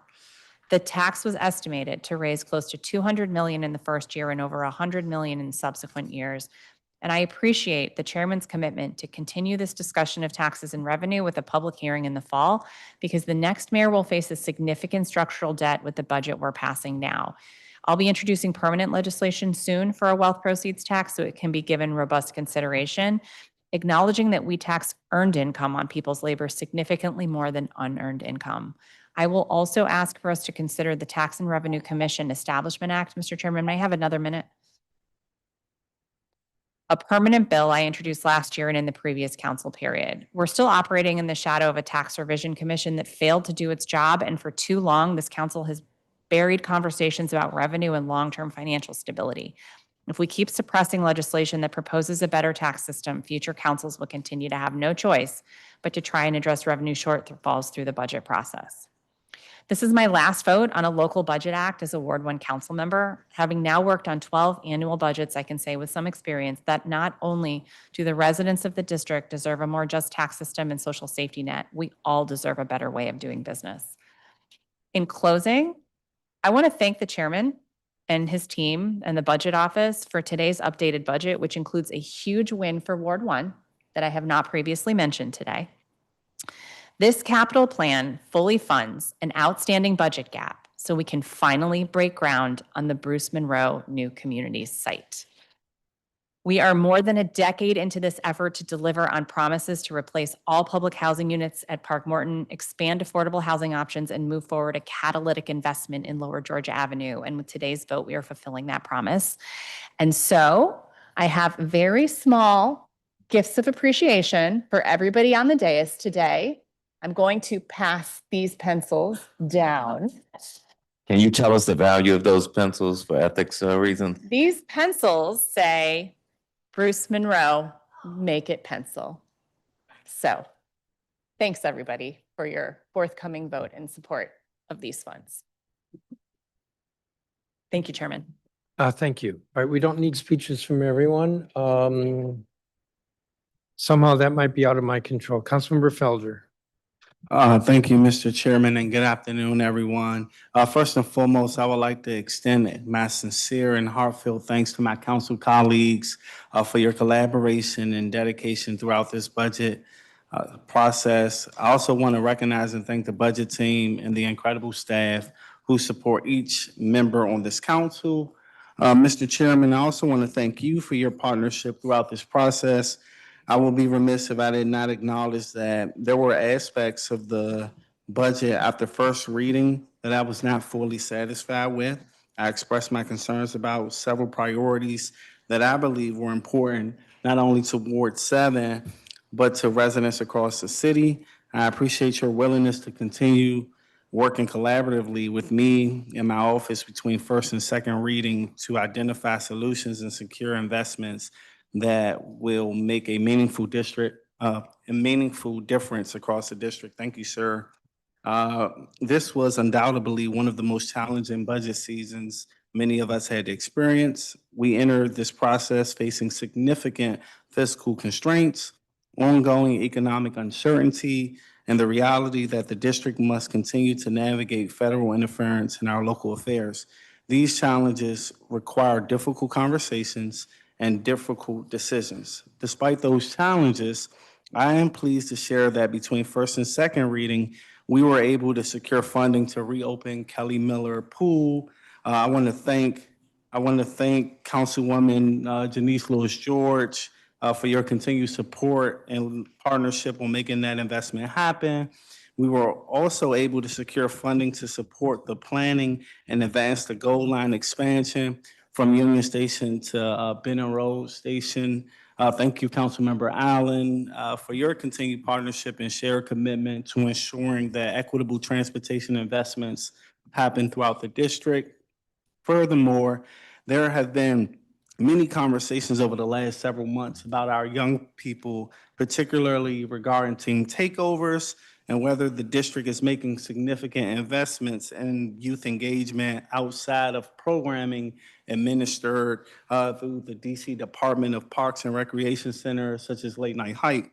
That is why I'm particularly pleased that we were able to fund the Youth Activation Initiative, which will allow Main Street organizations and business improvement districts across the city to access additional resources to develop initiatives, or rather innovative initiatives in a way that engage our young folks. Speaking of Main Streets, one of the items in this year's budget that I'm most proud of is establishing a new Main Street along the Benton Road corridor. There are several other notable investments. Mr. Chairman, 1 minute, please. 1 minute. There are also several other notable investments included in this year's Local Budget Act that I will not discuss in great detail today. However, I will simply note that they include investments in environmental initiatives, public green spaces, support for small and local businesses, additional resources to combat illegal dumping and improve cleanliness across Ward 7, and last but certainly not least, strengthen and grow Ward 7's economy. The truth is that if we do not begin to make difficult decisions in the near future, we may very well find ourselves back in the same position next year, facing many of these same challenges. And that is why I believe that it is so important to increase conversations about fiscal accountability. And with that, I will wrap this up, Mr. Chairman, and say thank you again. Thank you, Councilmember. Councilmember Tran White. Thank you, Chairman. I think that we all can agree that when we first got the budget in May, we faced some critical decisions. We saw some of the critical safety nets that were in serious peril. And we saw how those who are working class and poor in the city were fighting just to stay and thrive in a fragile and growing city. For Ward 8 and even citywide, there are important wins and partial wins that I want to acknowledge today. We've seen movement in our healthy food access, including more than $1.4 million in food access grants to the Department of Health, along with money for programs such as Produce Plus, Grocery Access, Farmers Market, and Nourish DC. We say we are what we eat, but it's important as a government we provide access to quality health care and healthy food options in Ward 8 and across the district. We see movement in our school-based behavioral health that include $1.6 million for FY27, $6.4 million for access to the financial plan to support school-based behavioral health program, and $7.7 million for the program overall, including, $29.3 million for the program overall. We see movement in our schools, which is $2.4 million support community schools partnership. We see movement in our adult literacy, including $1.4 million for our Washington Literacy Center to support adult learners through an increase in adult transit subsidy from $70 to $100 per month. We see improvement in our Ward 8 business corridor, where a lot of our small local minority businesses are struggling to stay in the district. We put money to do that and also stay steadfast in increasing recreation opportunities, opening up 3 more recreation centers in Ward 8. I've seen movement on the utility assistance protection, including several reversal sweeps of utilities assistance and lead poison prevention funds to help ensure those resources remain available for residents who need support. Thank you, Chairman, that we have supported funding two of our family success centers in Ward 8, Congress Heights and Bellevue. We see movement in supporting with more funding for Incredible Messengers, including $2 million support violence disrupting community-based public safety work. We see movement in our, thank you, Chairman. We had a recreation center being built in Ward 8 that's proposed, and which the gym was taken out of. We opposed that adamantly, and we don't see the purpose of having a rec without a gym. It just seems like you want to keep kids out. So we restored that in this budget. I want to thank you and my council colleagues for supporting that. $1.5 million to support early childhood education pay equity, to bring the total to $61.5 million. And there's a list of other things I would like to talk about as well, but I think that we are not where we need to be, but we're far from where we started in May. And I want to thank the budget office, committee chairs, my council colleagues, and our staffers who do the hard work of lifting our budget up each and every day, and to everyone who advocated for equity in this budget. Thank you, Chairman. Thank you, Councilmember. Councilmember Fruman. Thank you very much, Chairman Mendelson. In April, when we got this budget, I would never have dreamed that we would get to where we are. The mayor faced enormous challenges with hurdles out of her control. She came forward with the best budget she could, but she acknowledged in the moment the shortcomings of that budget. In the 2 months that followed, we have all looked for savings and ways to strengthen this budget, and we have achieved a lot. Restoring pay equity, childcare subsidy, funding new vouchers, protecting TANF, funding the workforce accounts, strengthening our libraries, supporting the arts, strengthening the Department of Buildings that's so critical, acting in support of our seniors, providing healthcare insurance to folks who are who need it, and providing for medical education, funding the SETF. The list goes on and on and on. We have done a phenomenal job, and you have done a phenomenal job, Mr. Chairman. Councilmember Nadeau talked about a revenue raiser, which might have fit into the mix here, but did not in this round. And part of what she said was that this doing revenue raisers through the budget process is not the way you do it. We need to have a hearing on revenue raisers. We need to vet ideas around revenue raisers. It's not that we cannot do it. It's that we need to do it right if we're going to do it. And Mr. Chairman, again, thank you to you for agreeing to have a hearing on that topic so we can put ideas on the table. Instead, the way in which part of the way in which we're achieving what we're achieving is by drawing from cash reserves. And the CFO says that that is imprudent. You addressed this before, and it is the CFO's job to tenaciously push for fiscal restraint and accountability. I get it, but I actually think the way in which we are doing this is maximally thoughtful and prudent. What has been set up is a solid budget that can be part of a soft landing as we're trying to find savings in this budget going forward, and we will again next year. But also, it sets up the hearing in the fall after we've gotten the revenue estimates, after we have a sense of what the FY26 close is, to make a determination or to consider ideas about how we move forward. It sets up our next mayor with the information based on those things to make decisions in what will be her most consequential first budget. 1 minute, Mr. Chairman. Without objection. Right now, it looks today like the FY26 close is going to allow us to replenish the reserve. We'll see, but every indication is that it will. And if it does, then it really, truly validates the approach that you have taken. And meanwhile, the whole process sets up the next mayor as well as we possibly could. So I want to say I am incredibly grateful, Chairman Mendelson, to you and your team. I am incredibly grateful to my team and all of the staff of the council for the work that has happened over the last 10 weeks. We have really come up with something that we can all be very, very proud of. And I will very, very proudly vote for this budget. Thank you for everything you've done, Mr. Chairman. Thank you, Councilmember Fruman. So we have the bill as amended before us. The vote. My hand was raised. Oh, Councilmember. It's finally on this side of the dais. Councilmember Louis George. Thank you, Chairman. After the first vote, I spoke more broadly about this budget, including the citywide investments and trade-offs and the challenges still before us.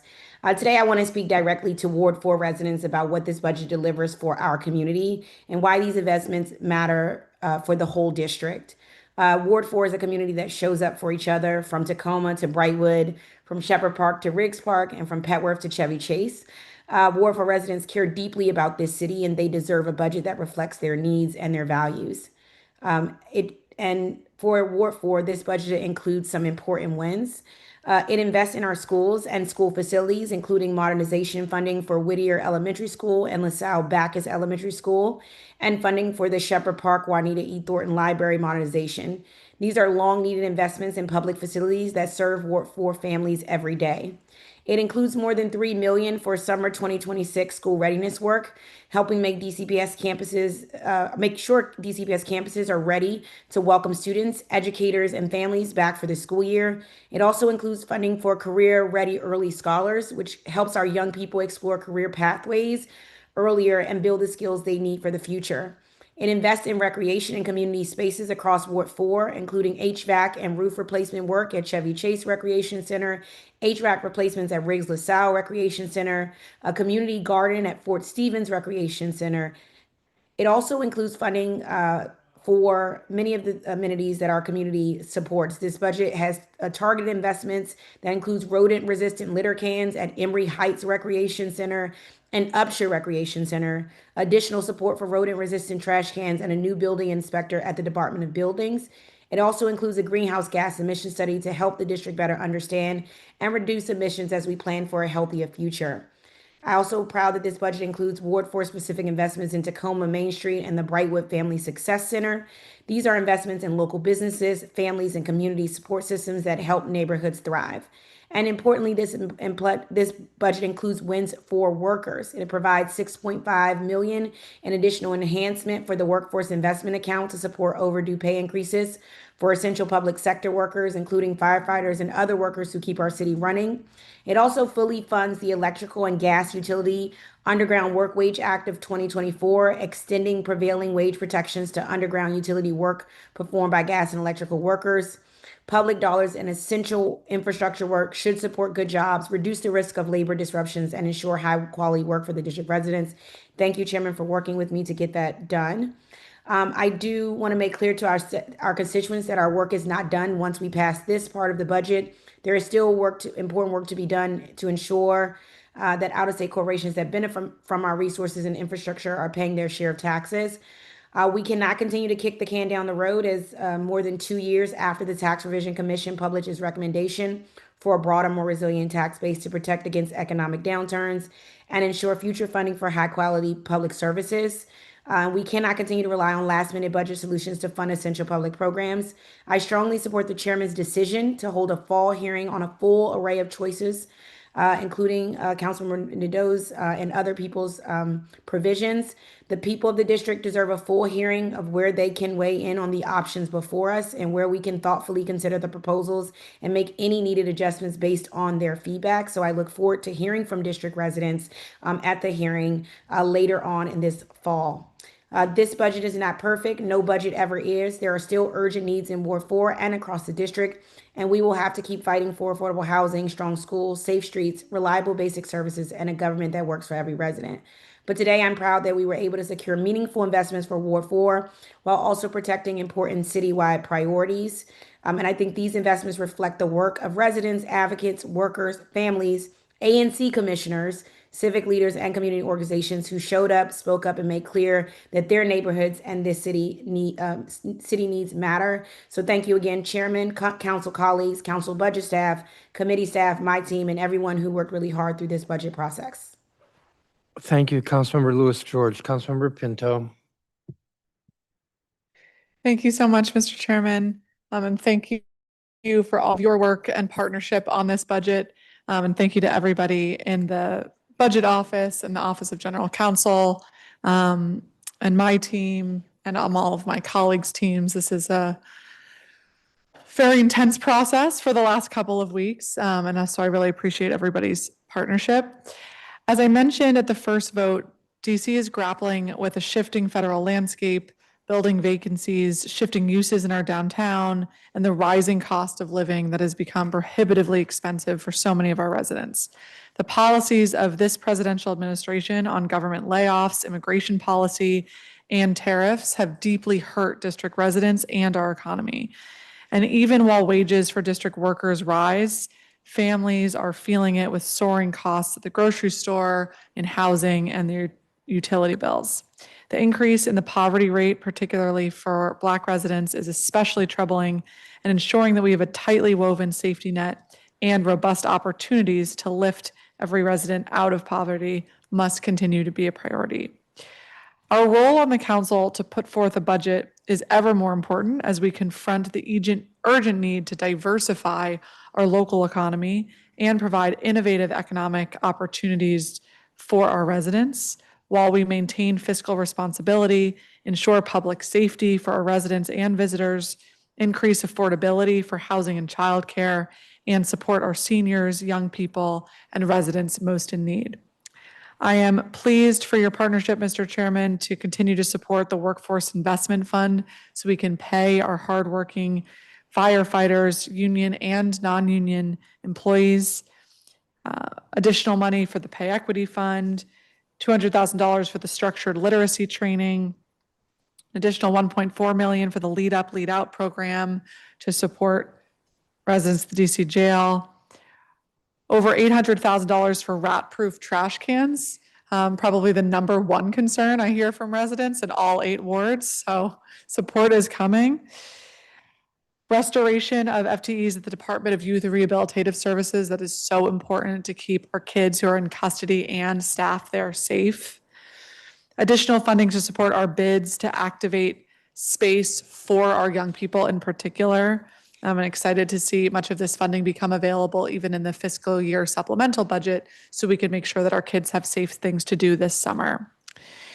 I will say, though, while the chairman has found hundreds of millions of dollars to fund these and other important programs, and I appreciate doing so while avoiding significant tax increases this year, I continue to have serious reservations about the use of our reserves and caution that the continued use of these funds in the future could prove perilous for the district.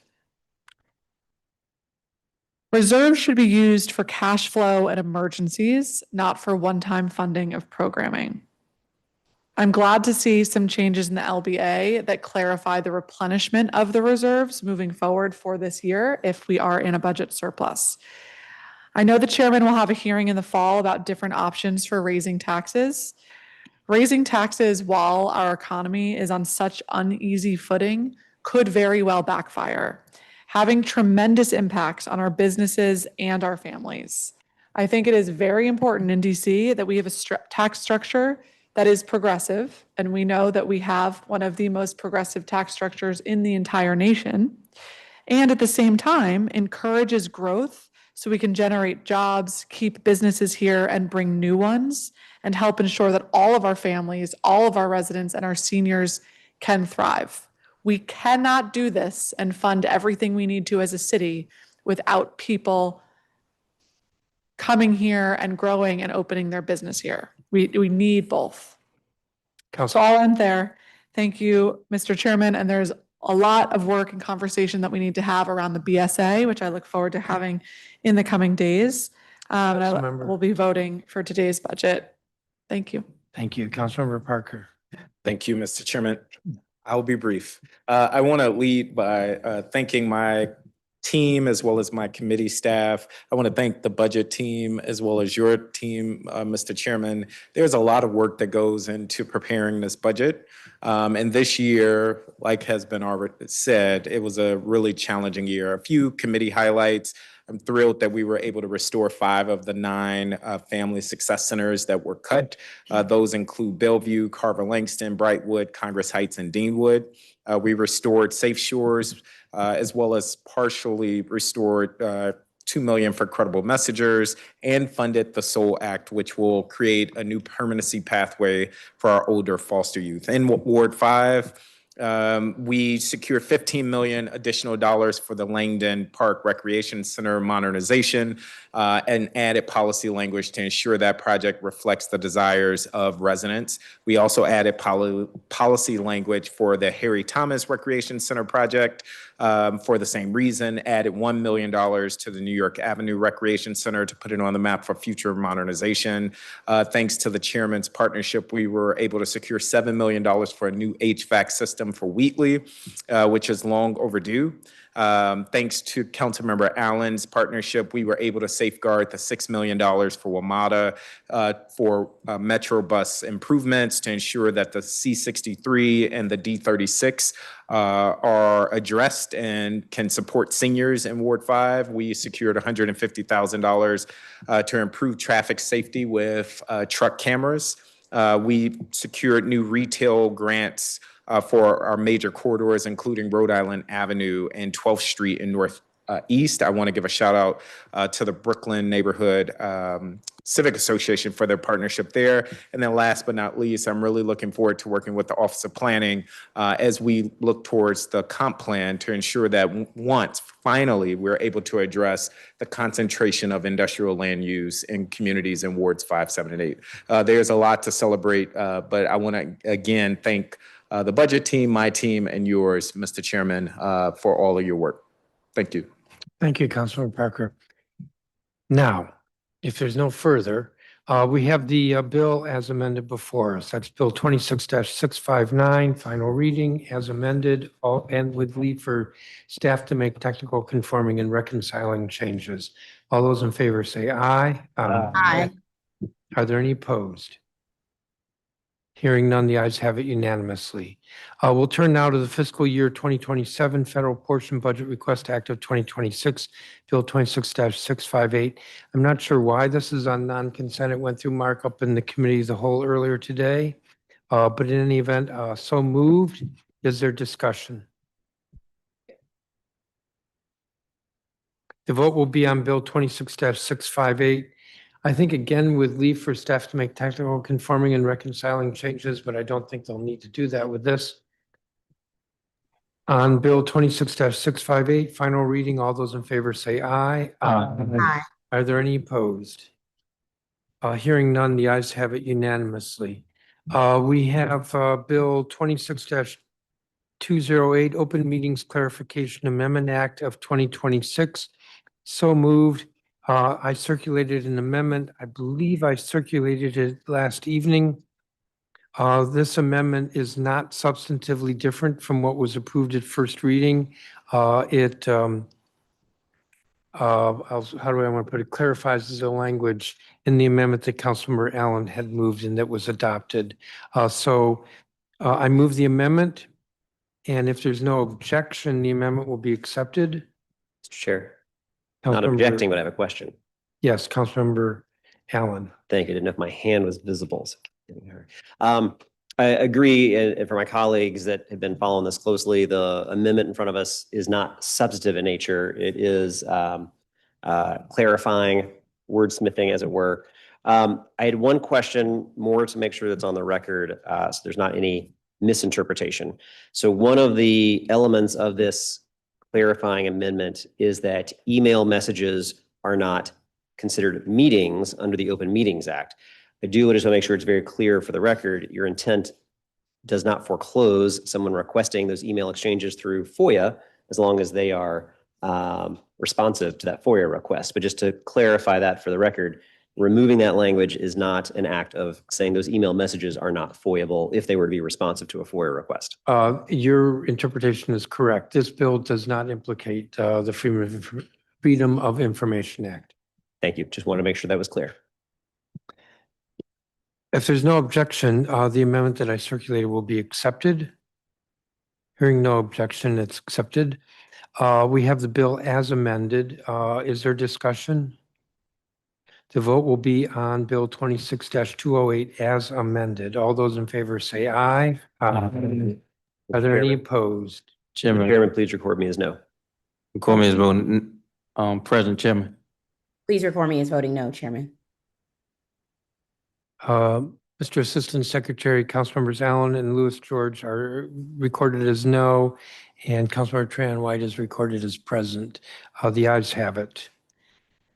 We will turn now to emergency legislation, and the first item is bill, well, actually is the declaration, but this would be the Bill 26-662 Fiscal Year 2026 Revised Local Budget Emergency Act.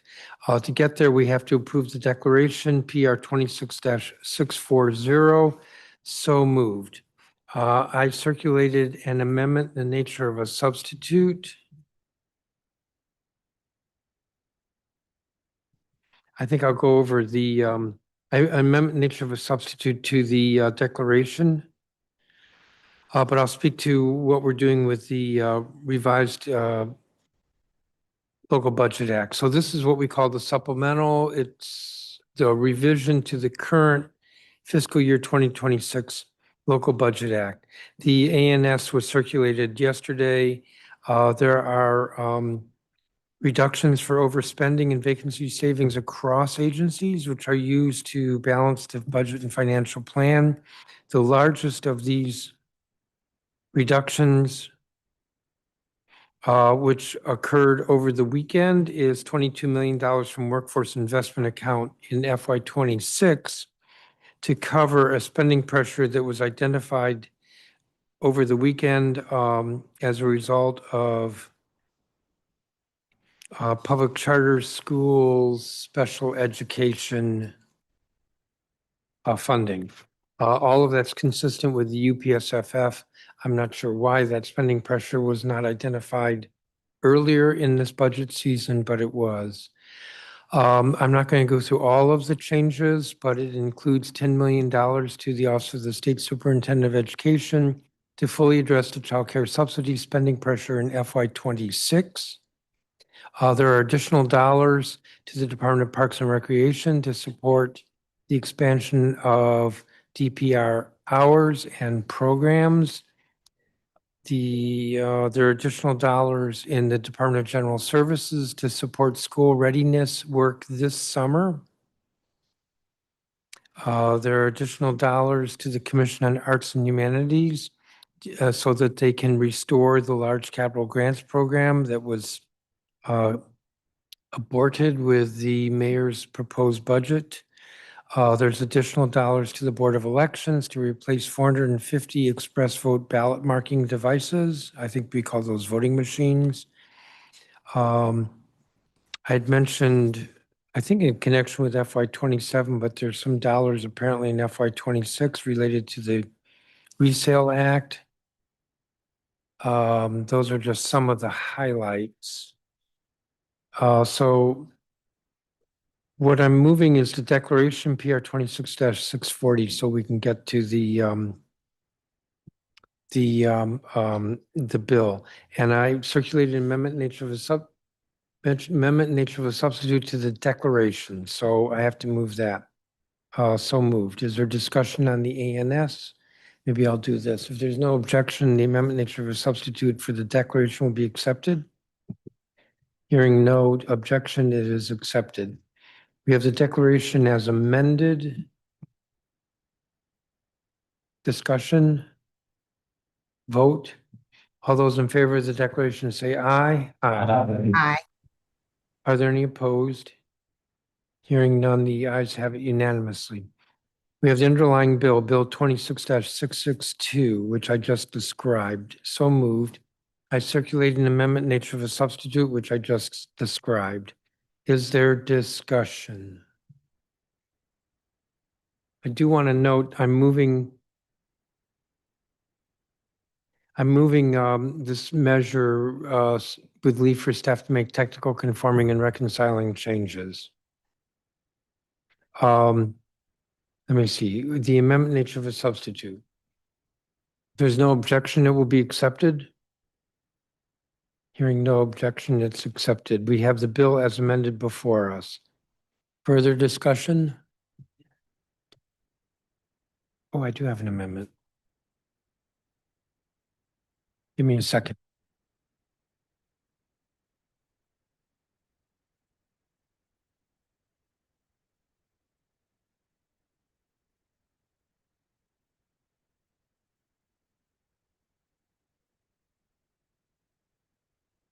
Apparently, I have two amendments. One of them I circulated yesterday, last evening. It is to replace the chart in section 6, capital project funding rescissions and increases with the following. And that is budget neutral. The chart in the amendment nature of a substitute omitted the project adjustments that move budget between fund details and net to $0. These are highlighted in green. If you have the color version for informational purposes in the circulation, the green will be removed in the final bill. So I guess we'll do a monochrome enrollment. So I move this amendment number 1. Discussion. If there's no objection, it will be accepted. Hearing no objection, it is accepted. What's my second amendment?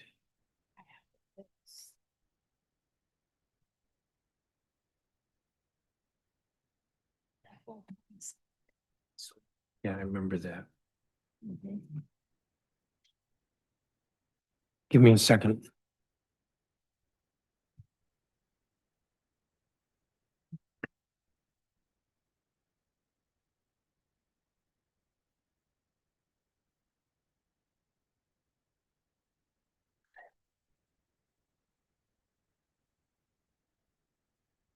Give me just a second.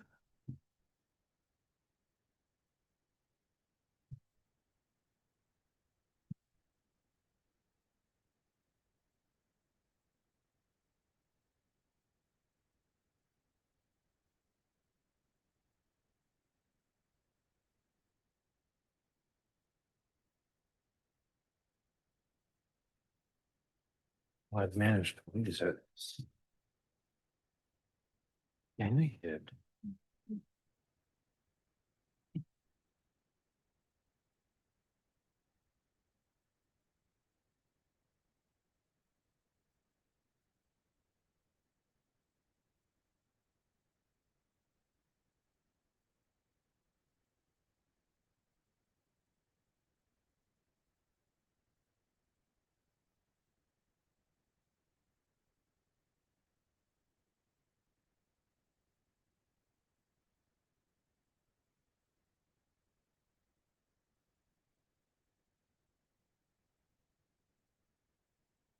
So I don't have the paperwork in front of me, but it was circulated yesterday. So I had two amendments. The first one has been accepted. That was to the capital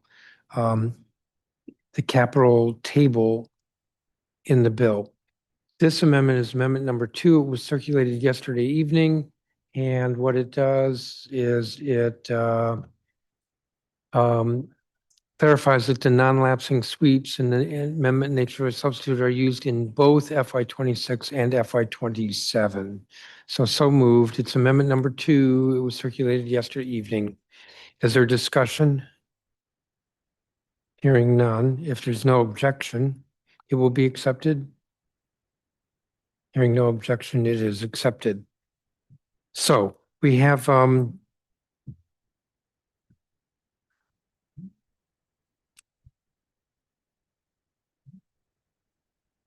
the bill as amended. This is Bill 26-662, amended by the amendment nature of a substitute, amended by amendment number 1, amended by amendment number 2. Is there any further discussion?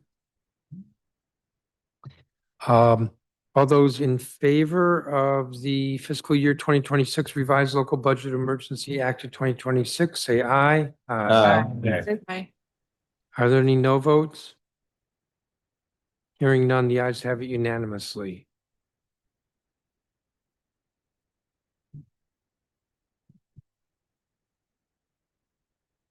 The next measure is the PR 26-639 fiscal year 2027 local budget emergency declaration resolution of 2026. So moved. Give me a second.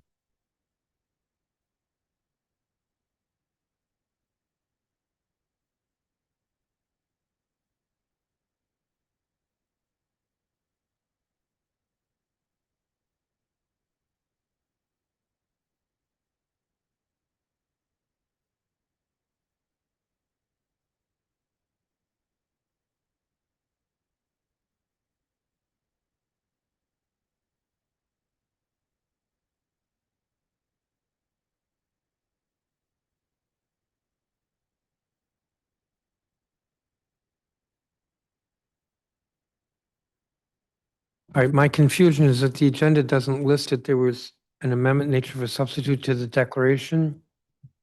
But I circulated that yesterday. So I've moved the declaration. I am now moving the amendment nature of a substitute. I apologize for the confusion. So moved on the amendment nature of a substitute. This is to the declaration for PR 26-639. Is there discussion? What we're doing here is we are adopting the Local Budget Act for FY '27 on an emergency basis.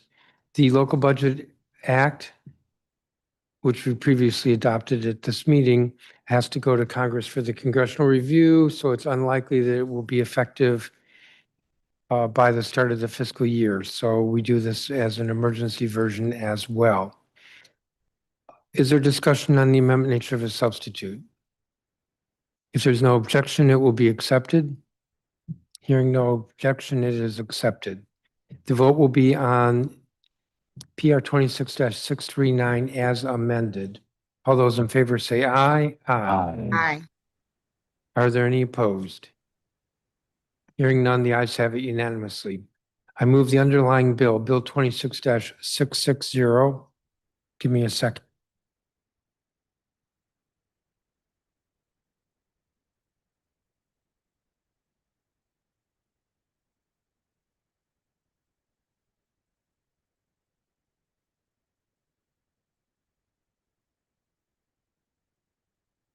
I'm just double checking. I don't think we'd circulated an amendment nature of a substitute. We did in order because the mayor introduced the emergency and then we did an ANS to her emergency to match what we circulated.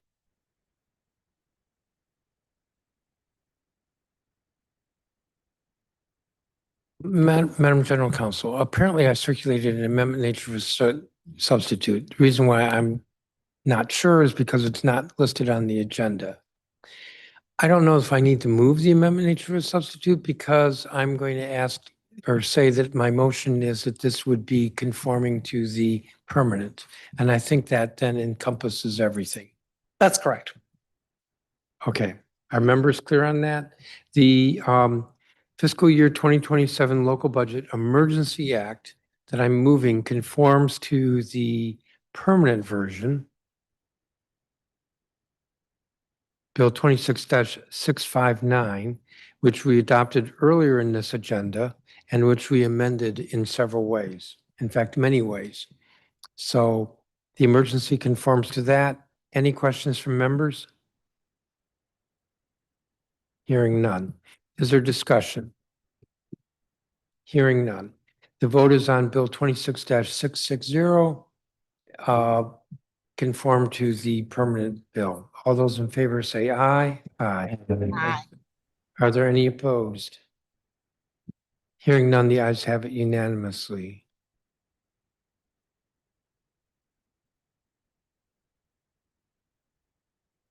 We have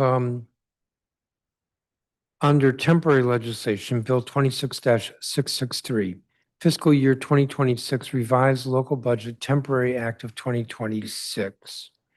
So moved.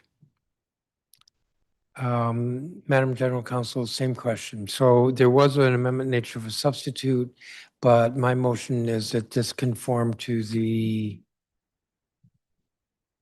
emergency that we've just adopted. Yeah, that's correct.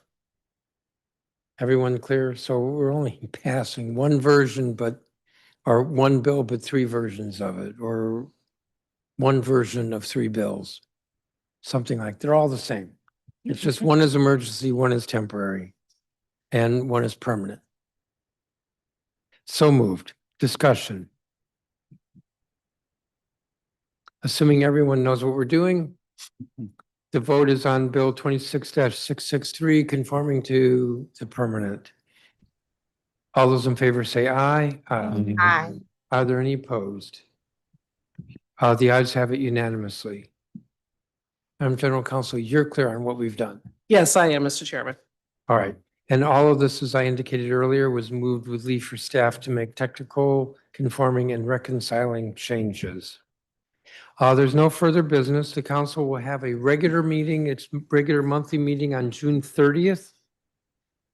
We will have an additional legislative meeting on July 7th, where we will take up the Budget Support Act.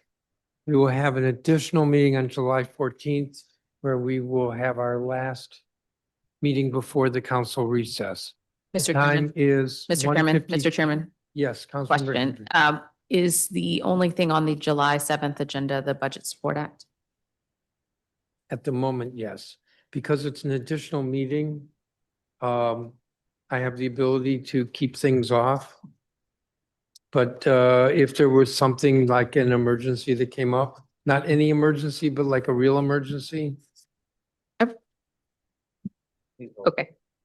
So I don't want to say that it's only that, but it's probably only that. Oh, he went back and forth. The time is 1:53 PM and this meeting's adjourned.